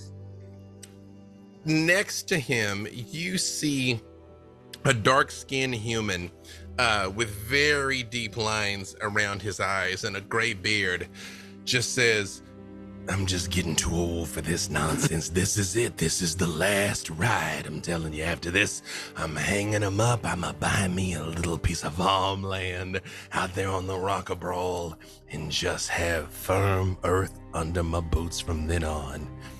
And you see a very small dwarf next to him. Just says, well, I mean, that's probably for the best. So many things can happen to you on the deck of a ship. Do you see that tiefling over there? Not the cute tiefling, the trash tiefling. It's a good aesthetic, though. It's a good aesthetic, trash tiefling. Just mentioned about mind flayers, and that's where they come from out there. You know, and you see, like, very much starts to hyperventilate, and the captain's like, head between your knees, Darkassian. Head between your knees. Hey, listen, I know what it looks like. I'm telling you. 5th best crew on the rock, though. Like, they won't let you down. They won't let you down. And she goes, but form up. We're getting the light fantastic. And they go, the office doesn't even open until tomorrow. We got weeks before. And she goes, no, we're we worked out an arrangement to get the ship. And they're like, what? We worked out an arrangement to get the ship. And they go, oh, and the orc Shirag leans forward and she goes, oh, no, I get it. Come on. Yes. And she looks at the other people in the bar and she goes, yes, nothing to see here. We're just going on a walk and not doing anything illegal or illicit. And just sort of like shoos the crew out of the bar. Smooth. This was so much, and I loved all of it. The captain just looks at you and is like, Yeah, I look 50-50 whether we achieve our goals, but we gonna have a good time trying. As you all make your way down, and these are all pretty good-natured people, again, except for Yin Rorish, the old man who very much keeps rambling about retiring, and you very much catch on to the fact that he apparently always rambles about this being the last mission for the years.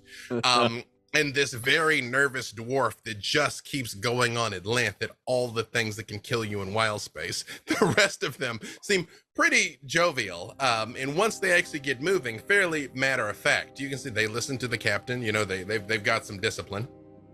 And you all come to a dock that has just a very high fence outside of it. And it just says, Low City Dry Dock, Authority of the Magistrates. And she looks at you all and she goes, okay, so this is the place. Is there anyone that looks like an official, like guard or administrator or anything? It's not. In fact, it looks like it is closed. Whatever time it is here it must be after hours. Well, since there's no one here, there's no one to ask. So I guess opening the door is at our own discretion. Oh, it's not a crime. Exactly. I very much like the way you do things. So 2 things, like I said, all we got to be careful of, just 2 little things. The magical alarms and the guard dogs. We get past those, then we got to get the ship out of the harbor. But then after that, though, easy street. Hey, Strix, can't you just make the magical alarms not go off? So I will cast Detect Magic. You see, she's not wrong. It's kind of, there are ships clearly in impound here. It very much looks like the docks, except there are fences and things around. You detect a couple of things, Strix. There are these pylons sort of interspersed that you have magical energy flowing to and from them that you think are some sort of an alarm. You also are aware that there are constructs moving around inside of there. I relay this to everyone and say there's constructs and those pylons up there are magic and we need to disarm them. How do we do that? You can give me either Arcana or Dexterity checks, either one. Usually it's Fireball, but I'm gonna say no right now. Yes, probably. Please don't burn. Got it. Yeah. Yeah. So you figure that. Evelyn will fly up at Strix's encouragement to use dexterity and kind of start like poking at the mechanism. I roll a dexterity check. Yep. Kent. As you see, Evelyn is clearly about to start poking at stuff. You realize this might be a little more in your wheelhouse. Yeah, but I want to see how she does, because, if she does well, I don't want to be the jerk who stopped her from doing the thing. You know what I mean? I get 24. it. 24. And as you're back and forth about this, Evelyn, you're very much just like, oh yeah, all you got to do is and the thing just stops glowing. Yes. I done. honestly can't believe that worked. Yes. Okay, but I do want to do one of them. Are there more? There are a grand total of 3 of them. Okay, great. If I already know how to do it, do I get advantage on the next one? You know what? I will say yes. Sweet. Is So that we'll, because of the god? Wait, Let's way to both play do that. one. And- Both do Oh, one at yeah. the same Thing. time. Like sync Yeah. up. Yeah, Oh, and oh, yeah. All of you give me either perception or stealth, which you can do with advantage to avoid the dogs, because Strix is aware of where they are. But All you still right. gotta get past them while you're doing this. There's two different rolls for Kent and Evelyn. So it's dexterity or stealth, or sorry, it is stealth or perception for everyone. And then dexterity for Evelyn and Kent to disarm these traps. Straight dex, it's not something that I can use my thieves tool with. You can thieves tool. Okay, great. Yeah, in Great, fact, great. you can sleight of hand it because you are a rogue. And yes, Evelyn. I rolled another 21, so exactly the same disarmament. And I got the same thing with Oh, my sick. reliable talent. Yeah. I think we do it in like with flair together. Oh yeah. And like with a spin or something, you know, A spin and then a final gah. like I'm just like an 80s jump pick high five. Yeah. And you see the whole crew just like very much kind of like quiet claps there. And then I nat 20 my stealth. Wow. I disappear. Just like Evelyn's just not there. This is where I should point out now that it's come up. I only play with one house rule, that a 1 always fails and a 20 always succeeds, even on stealth. So it is just like, yay! Usually I hear a lot of clanking. Just it's gone. The prestige. It's because she's looking at the puppies and nothing can be wrong. I think we both disappear. My stealth was a 36. Yeah, absolutely. Well, That's 30 insane. is godlike success. So again, it's erased from reality. There You are- sneak in between the molecules. That's right. When That's about we- right. Yeah. When we 80s high five jump pick, as we Yes. slap hands, we both poof. Exactly. I'm just like- hey, I'm just saying I sense a spinoff. That's all I'm saying. Evelyn, Like, he's Evelyn a- and Kent here. He's a better tiefling than me. No. The Maybe. boots were a sign. Walnut. Strix, Maybe. Walnut, Virgil, perception or or a stealth, I did stealth and but I with got advantage. I got a 19. Yep, Oh, plenty. 28 on perception. Eight, And yes, Virgil. 18 on stealth. More than enough. Again, between Strix basically having let you know what you see as you all are moving along here is these dogs look almost just like cannons on legs. They don't have heads. They are just like barrel-chested metal with a hole at one end, and they're just like walking through the yard, just pacing on patrol until. Why do I picture them as like those Boston Dynamics robots? Oh, Oh, no. Which are already That's how nightmare fuel. That's Yep. how I see it. Oh no. All Thank you dogs for that. are good dogs. I don't know. As you get there, you see the ship in. Both my dogs came running. I know they're like, yes, They we knew. are in fact good dogs. Go Yes. on, Prove Us. it. yes, good dogs. As you all come up to the Light Fantastic, it is a beautiful ship. It does look almost like an elaborate beta fish. It does look like a ship, but it's got a long sail off the back of it and 2 fins that come off the side. But it is like pastel colors. It actually looks way better than you kind of would have expected based on this crew. However, it is covered in what look like little landmines with runes on them. What? Strix, And can she's you like, fix those? You want me to look at those? Virgil, go with her. For these, it is Fix either it. an investigation to see how to turn them off, or just strength to just bust them off the hull. Oh, I can do that. Could I do an Arcana check to figure out how to maybe erase one of the runes? For these in particular, almost as if we're giving everyone a chance to shine, they are investigation or athletics. Well, then I can't help you. You've Yeah, done I- enough, Strix. Thank you. I appreciate it. I will rest in the background. How many did you say there were? A bunch. Mhm. 4. Okay. Oh, okay. Mm-hmm. I think we all sort of look at Evelyn. Oh, me? Well, athletics, right?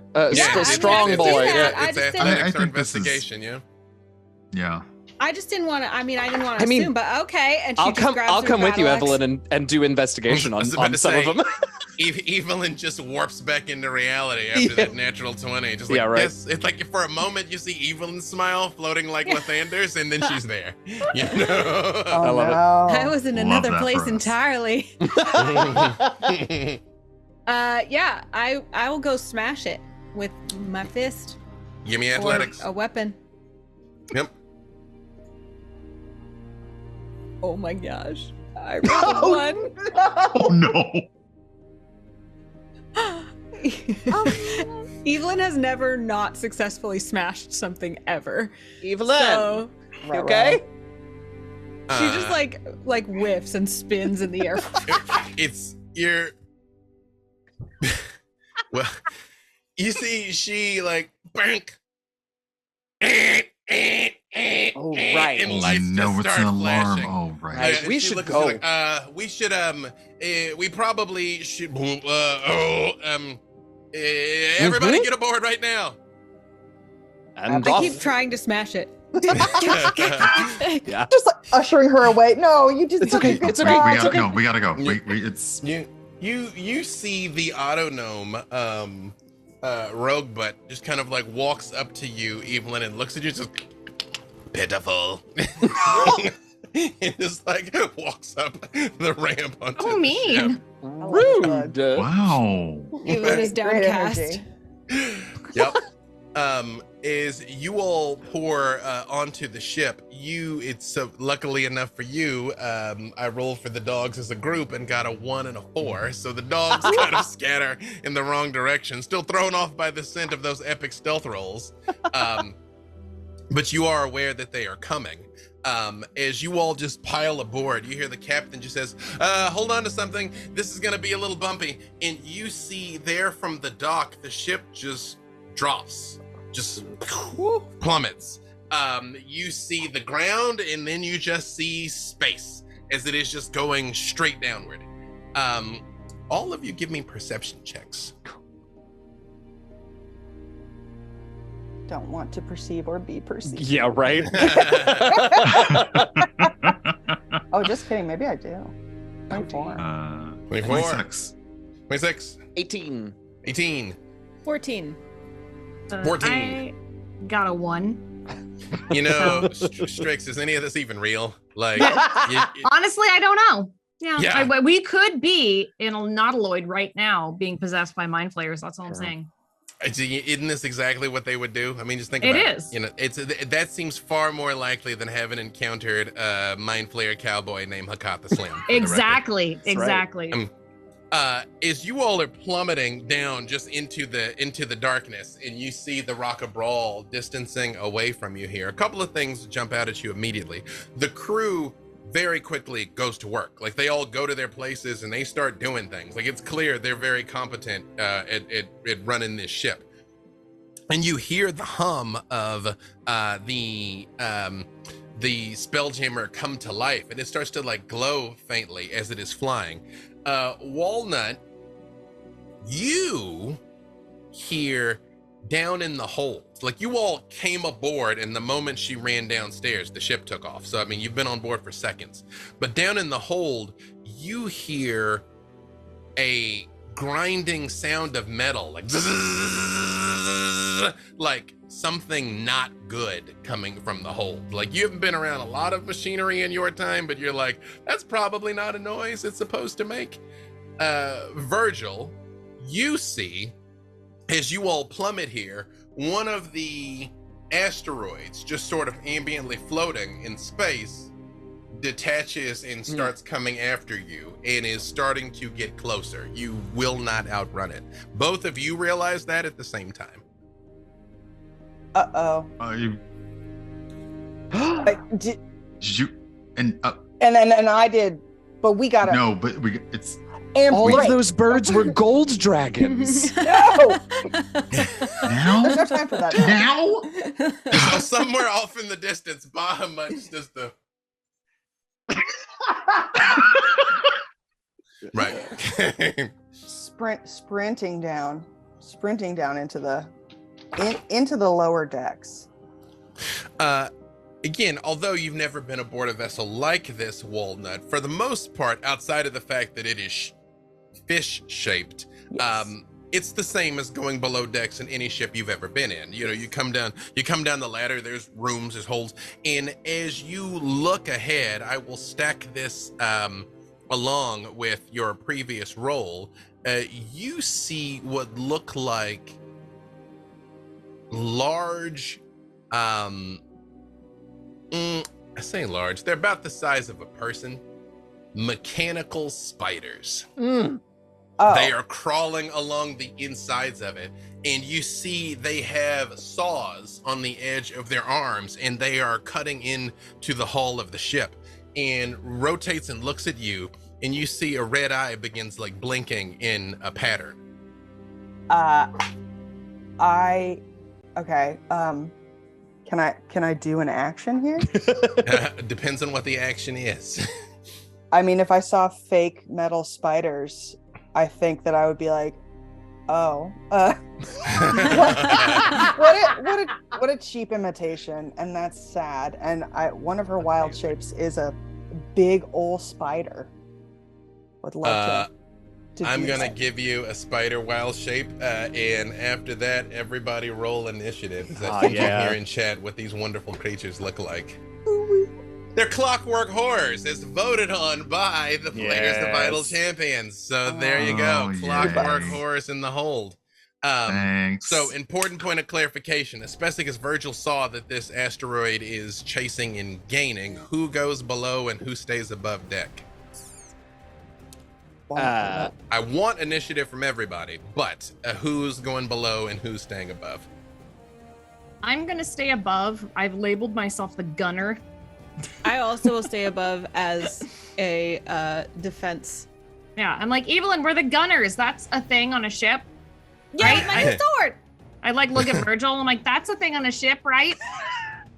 That is absolutely a thing on a ship. Yay! You do see at the back, some of the crew goes over and they begin messing with one of the planks on the deck, and out of it, a very large crossbow, like a scorpion, comes. And like Cool. 3 of them start like working to load it. So the ship is not without defenses. Neat. Kent and Virgil, are you staying above or going below? What you doing, Verge? You Well- saw the thing. But like, which way is Kent running? I mean, being very concerned about the birds, I think Kent is running with Walnut right now. All right, then yeah, Virgil would go with Kent, yelling, "I'm sure you got whatever that is." Wait, Perfect. should we be Not very- concerned it's about not something very else? convincing. It's not very convincing. It's not very convincing. When you say whatever that is, and it's not very convincing, the first mate Anaka just goes like, "Oh, you got a terrible poker face, mate. If you think that was supposed to convince anybody of True. anything." He tries. However, give me initiative. So Strix initiative. I got a 4. That seems legit. Virgil. Yeah. 10. 10. Let me move some things around here. Kent, 9. you guys are a well-oiled machine. Walnut. Yeah. Well, I rolled a 1, but it's a 5. But that's a 1. But it is a One. Oh, you Hey, really tried to you- sneak it by ya. Walnut, you're just like spiders don't. That's not a why. Why? I am now just a giant spider being like, is this what you were trying for? I don't. Yeah, like But- why are you made out of metal? I don't. I have several additional questions. And Evelyn, 17. a well-oiled machine, coiled like a snake. Evelyn. All right, hold on a second. Let me see 2 things here. Well, good news. The bad guys rolled awfully. So Well, let's see here. join the club. All right then. It's true. You're not going in Walnut. You're not going last. You're going first in the second round. It's fine. Incredible.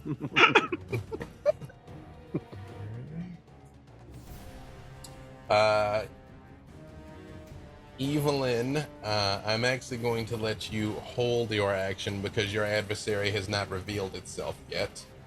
Okay. I can feel it. So what you're saying is she rolled too good. You know, only for the first round. Let's see here. All right, and I'm gonna put this. I spend this moment readying my action by brandishing my new sword and looking very cool with like little like shing shing like little lights. Pew, pew. Oh, I'm like, wow. It is a gift from Lathander. It is definitely extra. Like, I mean, the light always catches it just right. You know what I mean? Like, every time you're like... I imagine the whole thing is filigreed, too. Yeah. Double rainbows coming off the sword. 100%. You know, a blessing from the Morning Lord. Virgil, although normally Evelyn will be first in this instant, Virgil, you run into the hallway and you see a very large spider, which is probably Walnut. And let's see. Okay. Yeah.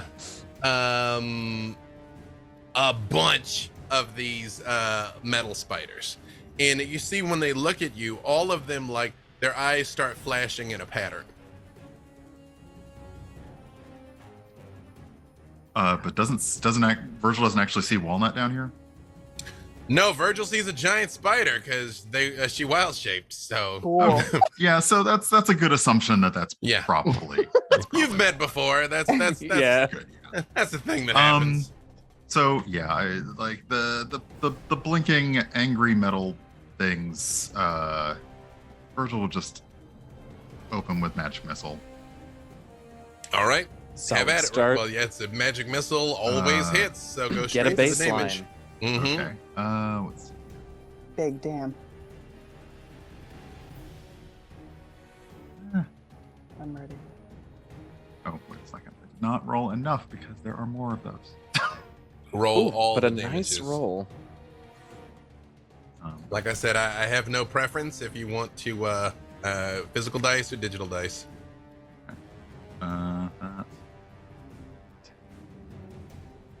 I can do math. All the math. 12 and 15 points. I do math. Perfect.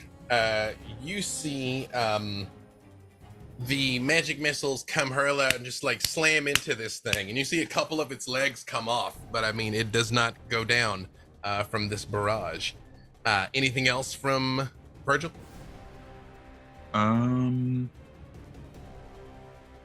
No.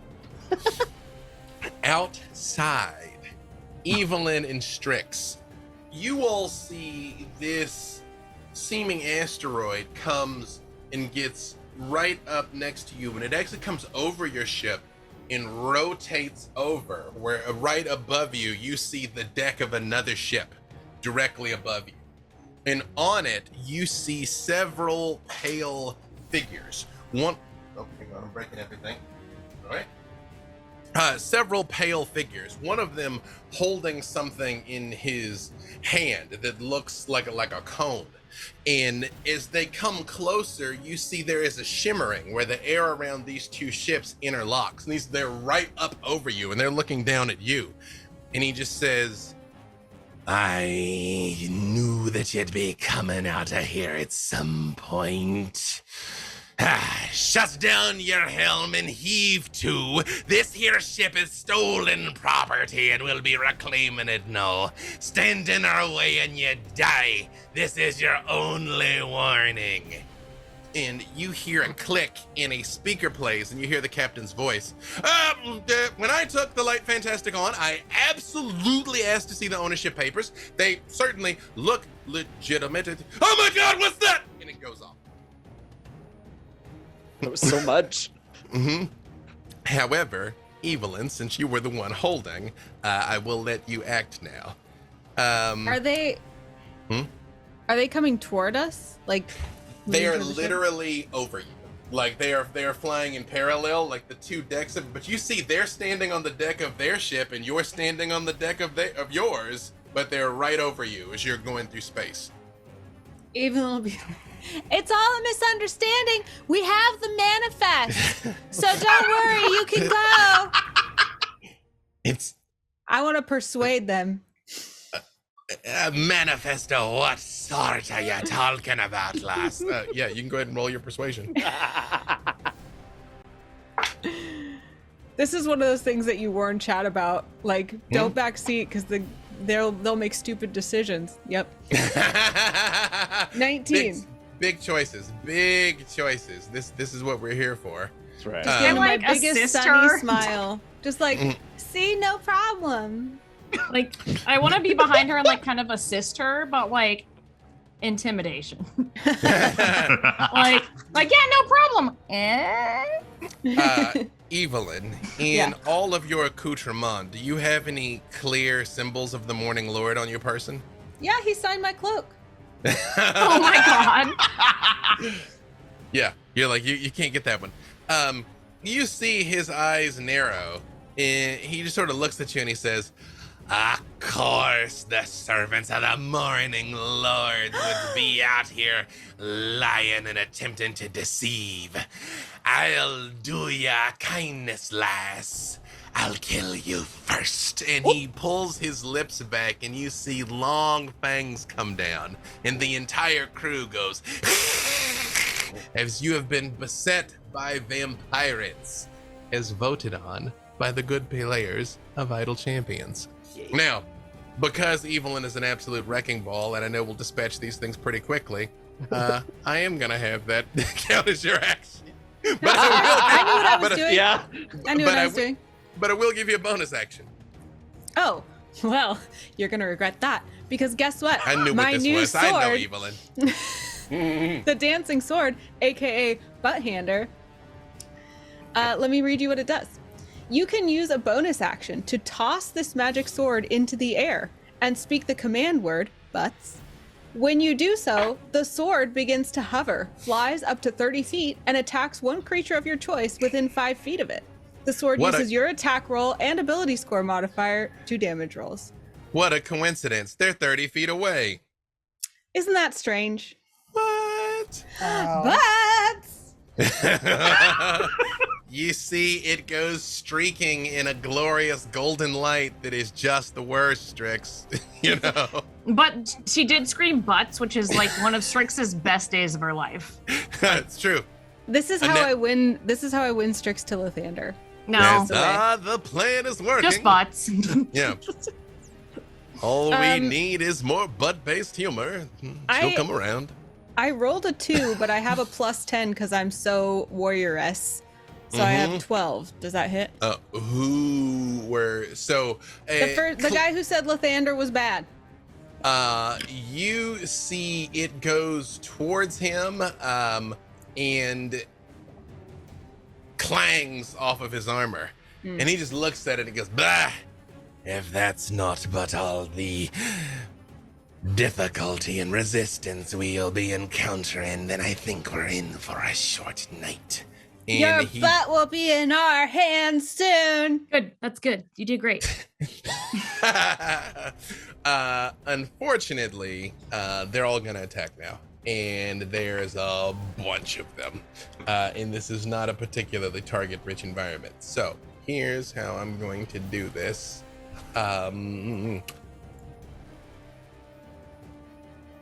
What is your AC, Evelyn? 16.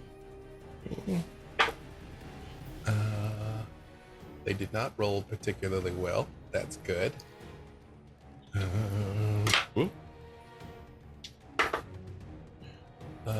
They did, unfortunately, and they didn't. Perfect. Evelyn, you see all of them. They all have weapons on their belts. Like they have swords in their hands. Some of them have crossbows, but they reach out with their empty hand. And you see lines of darkness come out towards you. And most of them can't quite seem to get you, but the one from the captain hits you square in the chest. And you take 22 points of necrotic damage, not counting any mitigation. Ew! You see he's pulling the life, like, actively out of you. When he does this, and he goes, ha ha ha, 'twill all be over soon, I think. But I like your spirit. Once you fall, I think you can be joining my crew. You said 22? 22. Strix, what is your AC? It is 18. Okay. Are vampires undead? Oh, they're very undead. I think I have some resistance to that. Give me a second. Yeah, that was whatever, apply whatever is necessary. Unfortunately for you, well, hang on. No. Are they actually, fiends? No, they're undead. They're just undead. They're straight up undead. Strix, you get off somewhat better. The crew, several of these black beams come out at you, and 2 of them manage to hit you, but they're not as powerful. So you're hit twice for 11 each, 22 total. I want to use not counting. I'm sorry. I want to use my protection fighting style to impose disadvantage. Okay. And that was also not counting any necrotic resistances you might have, because I know you have a number. Evelyn, what does it look like when you make them miss? These black beams are coming towards your friend, and you know what they're going to do. What does Evelyn do? Usually when I use protection fighting style, it's the mom arm. The mom arm. So I think I swoop Strix out of the way with the mom arm. Ah! And you see the beams almost like lash out like snakes and kind of come back towards them. And you very much hear them laughing, even though they all hissed at first. Now they're just behaving like pirates. They're like, "Oh, dance, last dance," you know, as they're up there shooting. I don't like pirates. However, that is it for the pirates. And back downstairs, it is Kent's turn. So Kent is horrified. Oh, go ahead. I will say one last thing. You hear the captain screaming from a nearby room. Upstairs, you all heard it through the speakers. You hear her screaming from a nearby room. Got it. I don't think that changes anything. So, horrified, Kent is going to take a moment and say, "Oh, I really hope you're Walnut," and run over to the great big spider's head and whisper something to the spider. Ooh. And you know what it is. Yes. Walnut, like all 8 eyes, like zero in, and you just see the little pedipalps like vigorously going like. Yeah, that feels like the worst yes I've ever gotten. Here we go. And plot twist is not Walnut. yeah, right. Yeah. So with that terrifyingly enthusiastic consent, Kent is going to vault onto Walnut Spider's back, and from there will ready a strike with his rapier for when one of these creepy spider machines gets within range. Are you gonna wait for him to come to you? I am. Perfect. I'm gonna wait for them to come to us. Just for the record, I never said this at any point. I have you guys like here and here, and then I have different things here. So every time I'm like surround sound. I know the pain. I'm not ignoring you. No. I'm making meaningful eye contact right now while you're talking. I love it. Perfect. Excellent. Anything else for now, other than readying the action for when they come forward? No, that'll be it.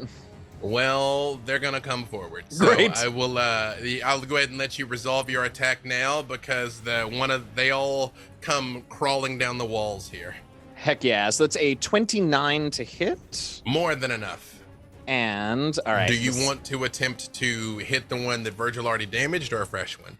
Oh, you know what? I'm gonna start with the fresh one. For this damage that I'm going to give you. So that's 7 from the rapier, but if it's within range, then it's next to an ally, so I get the sneak attack. Kent, as you're about to do this, oh right, you hear in your mind, Kent, Lathander here, might I have a word? You are, in fact, exactly as extra as I imagined. Now? Well, you know. Listen, I love a good extra. I get you. My child Evelyn is in a bit of a predicament upstairs, so might I assist you in clearing these things out a little faster? Is there no? Listen, no offense. Is there a catch? Nah, I understand you've dealt with all manner of fiends and evil beings. Nope, I just want you to win gloriously. It might be a little showy, if that's all right. Give it. Flashy, give it, as it give were. it. Give it. Give it. Yes, and as your rapier explodes into flames of the morning light, and you get double damage dice on everything, as voted on by the players of Idle Champions Presents. So, okay, so we're starting at 13, and then we're gonna roll 18. No, sorry, I have Whales from the Grave. 9, 14. We're rolling 28 d6 for sneak attack. It's too many. That's too many. Just while he's doing excessive, while he's doing such a thing damage as too calculus many? here. No, there isn't. That's the first No. thing. Second thing, I want you all to know, I chose at random who was gonna get it, and when I did, Eugenio was like, "You're giving the rogue double damage," and I was like, "I knew what this was, sir. I knew what this was." Yes. I will say on the whole, a remarkably not good roll of 28 dice, but it is going to turn out to be 110 points of damage. Shatters into pieces and sparks fly in all directions. And And the rest of them stop and look at each other and look at you, and their lights blink. Yes. And as that happens, so shiny Lathander's sword stabs in, and as it does, sort of as a counterpoint to Lathander's light, these spectral hands sort of just come out of different places from Kent and also give the shove a little something extra with the rapier. And when it does, I understand that they're constructs, but whatever spark of life animates these creatures gets like shoved out of this clockwork horror spider thing and into another one. So my Whales of the Grave does half of my sneak attack to another enemy within 30 feet. So that'll be the one that Virgil attacked. Which is enough to destroy it too. There's two of them shatter. Woo! And you see, they all look at each other and these like lights blink, and they look back forward. Oh, I could get used to this. Lathander. You know what? Lathander. Lathander. Yeah. No. Oh, sorry, please. Strix. I can It's- feel it's- Strix. I shine my light equally upon all of you. I'm sure I'll bless others before your adventure's done. What is your AC, Kent? What is my AC? 18. 18. You see they come charging forward, swinging these saws at you, but missing wildly. Walnut Spider, what is your AC? 14.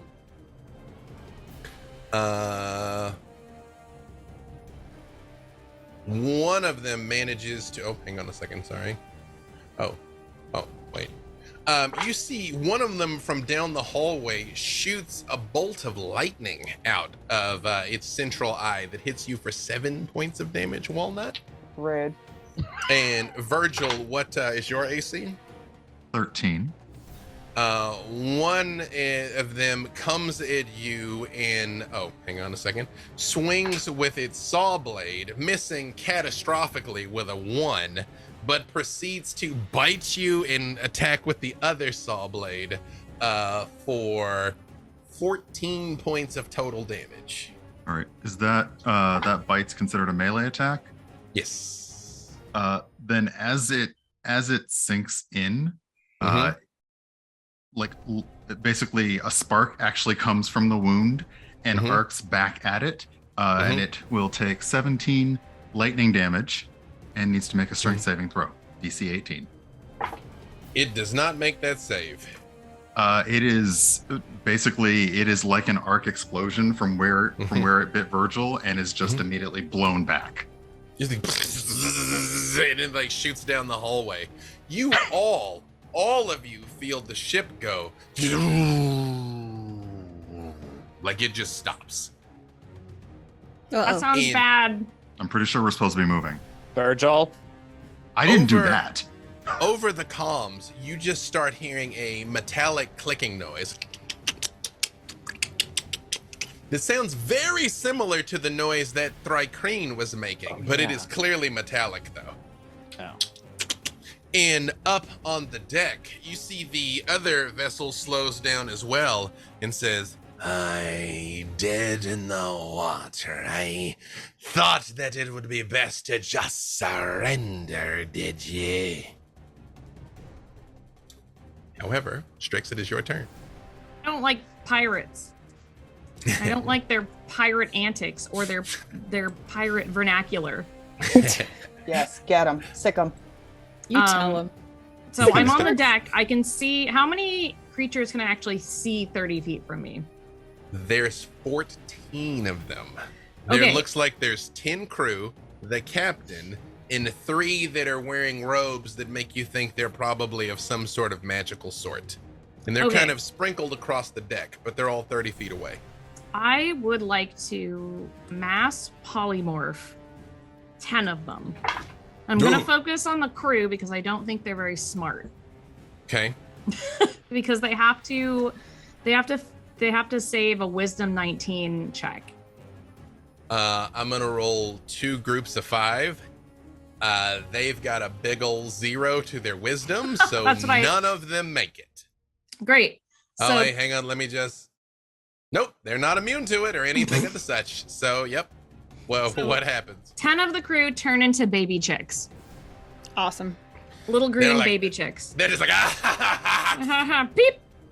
And it's there. So all you hear is like beep beep beep beep beep beep beep beep beep beep beep beep beep beep beep. But they It's are adorable. vampire chickens. It's Yeah. adorable though. Right.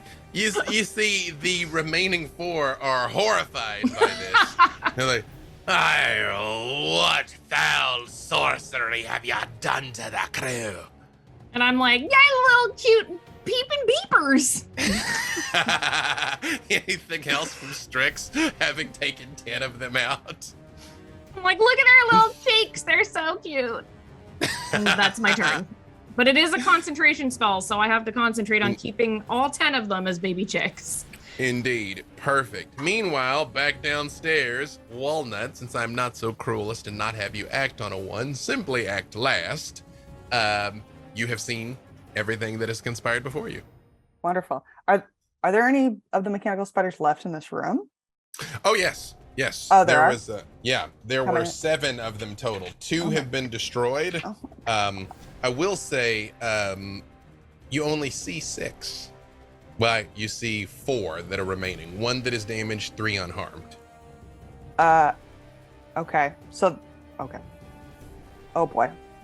Can I look up at Kent and you see 8 eyebrows quirk, and I am like motioning my little. What are the front ones called? Who knows? Oh, Me Spider later legs. when I think about Oh it. no. The mandibles are the mouth, that's right. Yeah, Yes. They do have a different name that the Oh. audience is too busy being horrified to know either. So I don't know. right. Is there any chance that either of us clocked where the missing one got to? You did not. You did hear the captain screaming, and then the ship stopped. Oh, you did say, and we heard that coming from a direction, right? Is that we the did. direction you're in? Yes, Oh, yes, yeah. yes. Kent will encourage that. Mhm. Wonderful. So I can get us so far in this big creepy spitter. So I am going to. Oh man, what's a really nasty? I scuttle us Do it. out, Do get her, it. and like start just effortlessly climbing like half on the wall with Kent on me, not upside down. Just, exactly. Thank you. Oh, very good. What's the Got opposite you. of ASMR where you hate it? That is also called ASMR, actually. Great. And I'm heading us towards. Is it like the neighboring room? Yeah. Okay. Your intent is to go where the captain is, where you heard the screams coming yes.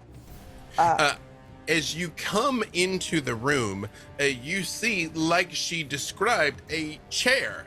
It's not overly ostentatious. It is high backed and carved out of like a white wood with some wires coming out of it.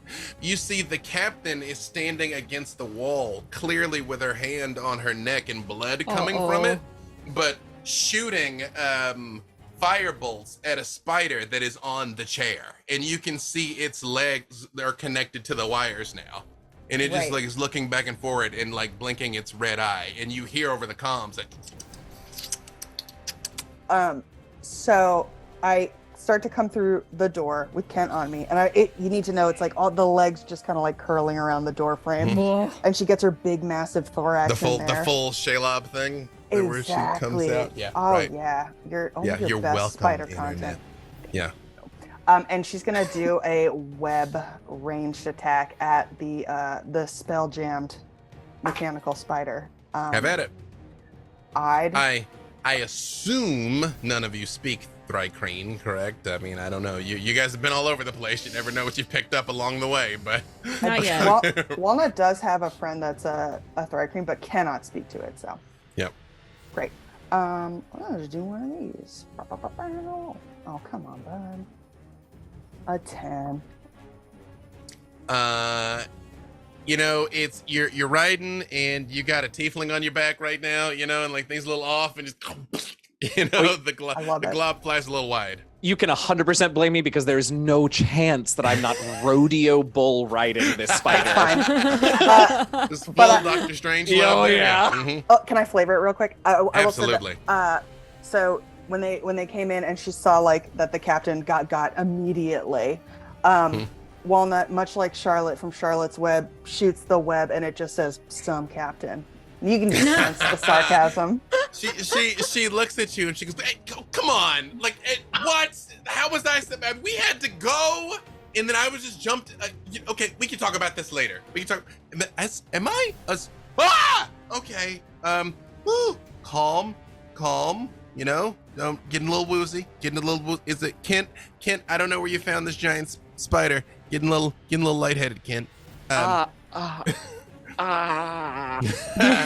However, this brings us back around to the top of the round where, Evelyn, it is your turn. You see the vampirates look now surrounded by an army of chicks, and the captain very much points at Strix and is like, "Hey, when we eliminate that one, the sorcery will be rendered null and void."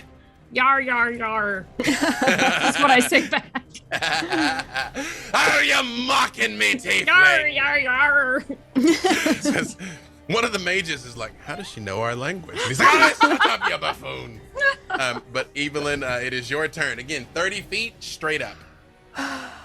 I want to fly just a little bit up toward them so that all of them are within 30 feet of me. Mm-hmm. And then I want to pull out my holy symbol of Ravenkind, which I was gifted 1,000,000 years ago on Dice Camera Action and 1 never million. ever get to use. Uh-huh. And I'm going to hold it up and cast Hold Vampires with it. So it flares with holy power, and vampires and vampire spawn within 30 feet of the symbol when it flares must make a DC 15 wisdom saving throw or be paralyzed for 1 minute. And half of them are baby chicks. Yeah, I mean, they can be paralyzed vampire baby chicks. That's fine. And they're still vampires. Good news. All of them failed to save except one. The captain got a natural 20. Curses! You see, the three mages all cover their eyes and stop. The cute little chicken peeping stops, unfortunately. Strix, no peeping. Sorry. But the captain does just look around and he goes, "Would you be interested in parley?"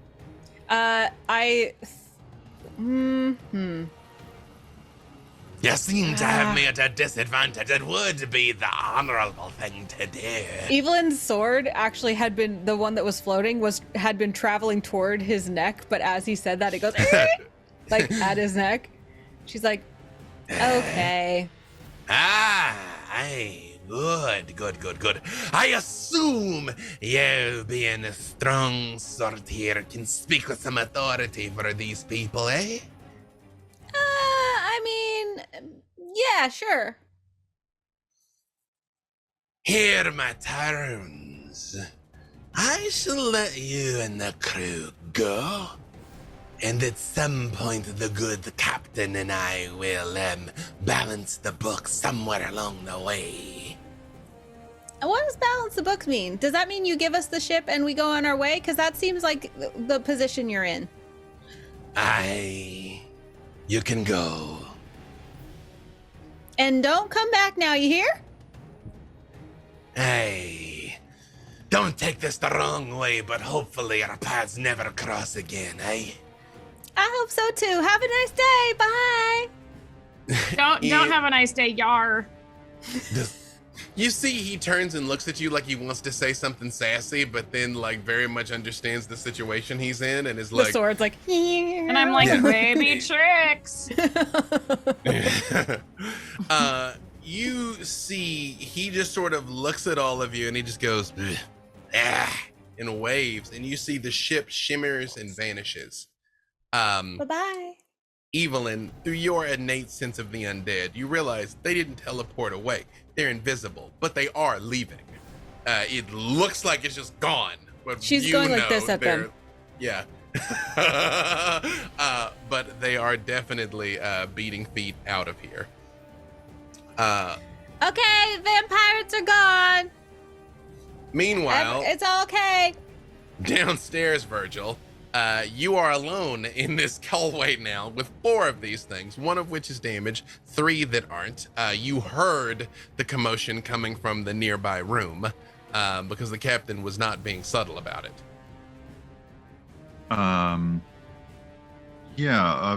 Virgil kind of quickly yells down the hallway towards Kent, maybe a little more forcefully than Kent's heard, and just like, Kent, status.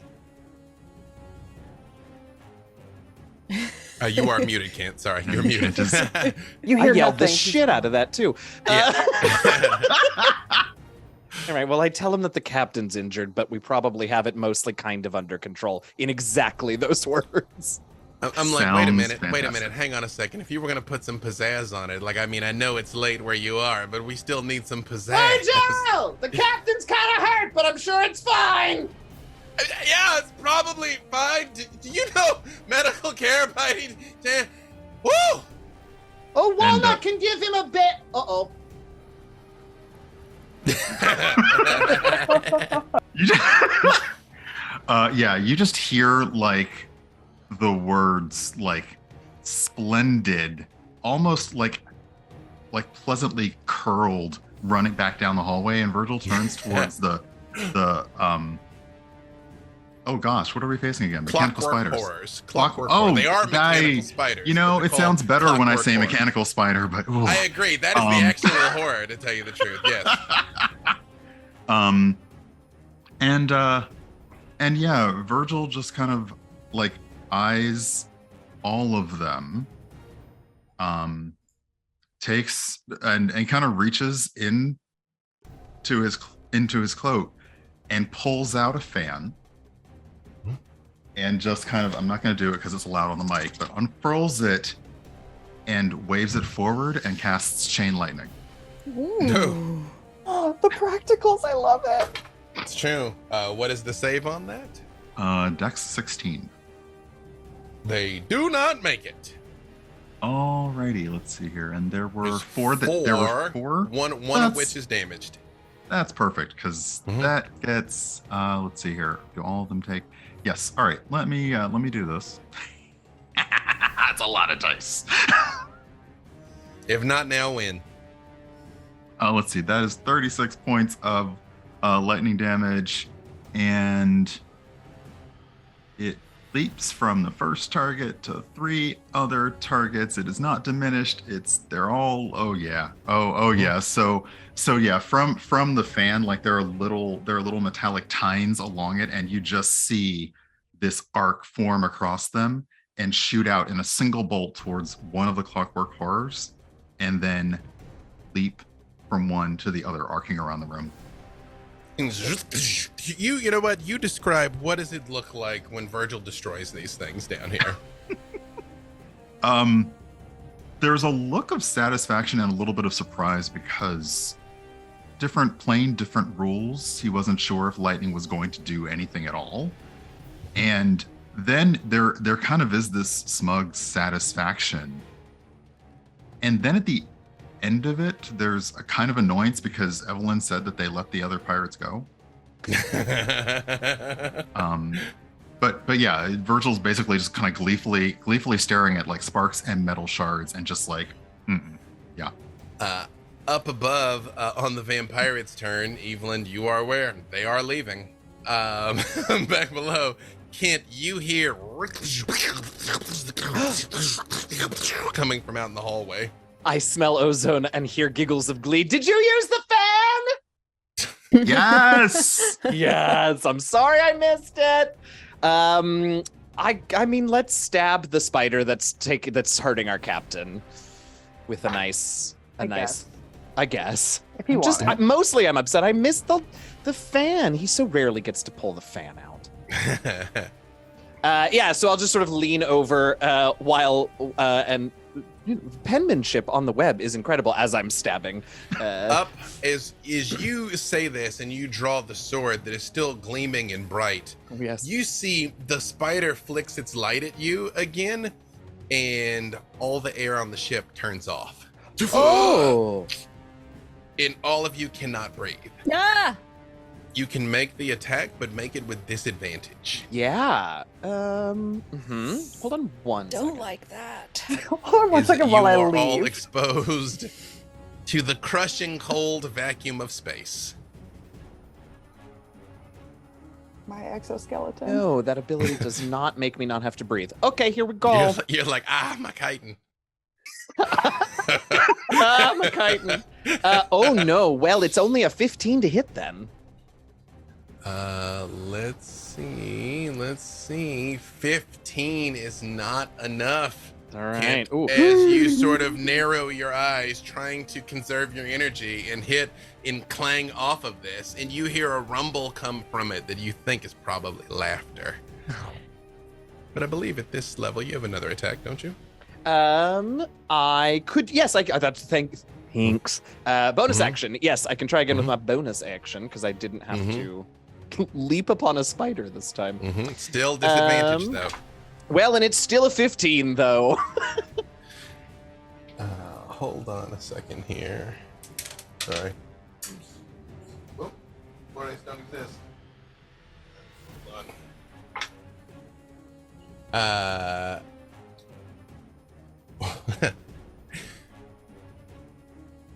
Kent. Yes. Your eyes start to defocus a little bit as you realize this is not good. You cannot breathe. And if you don't stop him, you are all going to die out here, including your husband. And you hear, Kent, normally I try to let mortals, do for them as they must. The gods can't solve all your problems, you know how to, but would you like just a modicum of guidance? A little bit, yeah. That's consent, right? That's important. Okay. Well, if I may, and you feel as you're going to swing, and you're not going to hit again, you feel what is Kent right-handed or is he left-handed? Right-handed, yeah. You feel like a hand on your left shoulder and another hand kind of guiding your arm, and he's like, yes, a rapier is a finesse weapon, and a little more from the hip. There you go. It's right there between those two slats in the armor. Do you see? Right there. And you do feel the rapier slide in between two of its metal panels. And with Lathander's guidance, you do hit. Roll your damage. Blessings. You do I feel get like your sneak attack. I feel like by the time we get to the hit part, Kent is largely unconscious. He's really just kind of taking just right in between. Yep, just right there. I'm like, Walnut, you do see like his body sort of just like, kind of still just puts it across the line though. So haunted. Listen. So haunted. It's got there. All right. That was loud with all of those dice. All right, so this time we have a total. Oh, well, this time it is 118 points of damage. So it's got 60 hit points. So you've killed it almost 2 times over. You tell me what it looks like. Let's be very clear. Lathander killed it 2 times over. Listen, I'll take credit where it's due, but yeah, I mean, I think it merely just assisted. You did all the hard work. Oh wait, can I breathe again now? Not yet, actually. Oh, hellfire. Okay. Yeah. So it sort of slides, and it really isn't, it doesn't look like much of a stab to begin with, right? Because it really is just sort of Lathander guiding. But once it fits between the two segmented plates and goes in. Then Lathander's light and those spectral arms come back out and just sort of from the inside. You see as it shatters, throwing like pieces and scraps in every direction. Captain Carstairs just sort of like stumbles forward, just lays on the chair. And a second later, you hear and the air comes back. It was awful. I couldn't yell. Hey, like I said, nothing. Simple, right? And she just moves the spider out of it and sits back in the chair. And she goes, well, hey, the easy part's done.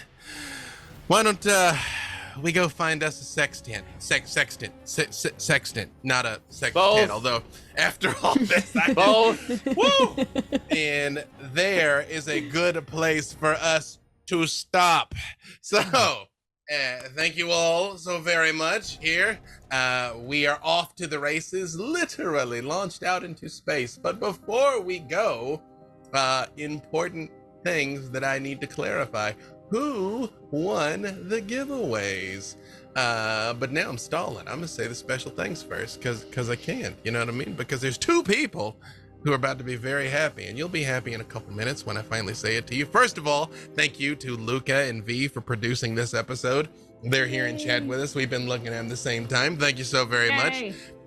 Thank you to Jay and Jordan for moderating in chat tonight. Thank you all for being cool and making their jobs easy. I know you were cool and made their jobs easy, or I'll be doing to disappoint. Thank you to Anna, Brian, Eugenio, Holly, and Trystan for bringing their characters to life. And there's a special thanks to me in here, but that seems rather self-aggrandizing. I'm like the person. Thank you, B-Day Thank Walters. you, B-Day. Do a laugh. I'm like, let me thank the person I'm most grateful towards. Me, you know? We can say thank you. It's okay. Yeah, we absolutely, yeah. Thank you, you guys. Stop it. You're just saying that because it's literally written on the screen. Well. However, Kent is coming to Idle Champions this week as a part of Liar's Night Year 6. So you can add Kent to your formation to be all stabby and stylish there and on your screen. And extra.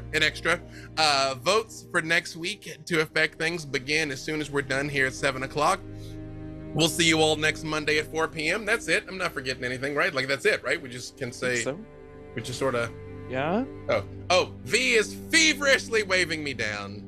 I should probably mention the winners of the giveaway. The winner of the All Hands on Deck collection, who I actually hope is in Quebec because the people suffer needlessly for what Quebec did, is Water Hornet 84. Congrats, Water Hornet 84. You won just a grip of stuff. Blue Joy 127 wins the Astral Dreadnought Mini. Congratulations, Blue Joy. That thing is like this big. It is huge. It's so scary. It's so big. It is very terrifying. Don't ask why we gave you an Astral Dreadnought in our Spelljammer show. And last but not least, use code SPELLJAMMING15 at dndmini.com for 15% off your next order. Thank you, WizKids. That expires October 23rd. Look at that. Look at that precision. Laid it right in there. Thank you all so much. Thank you all for tuning in, and we will see you back here next week at 4. But in the meantime, make sure you log into Idle Champions every day to vote to make things so much better for them and perhaps a little bit worse. And we will see you next time.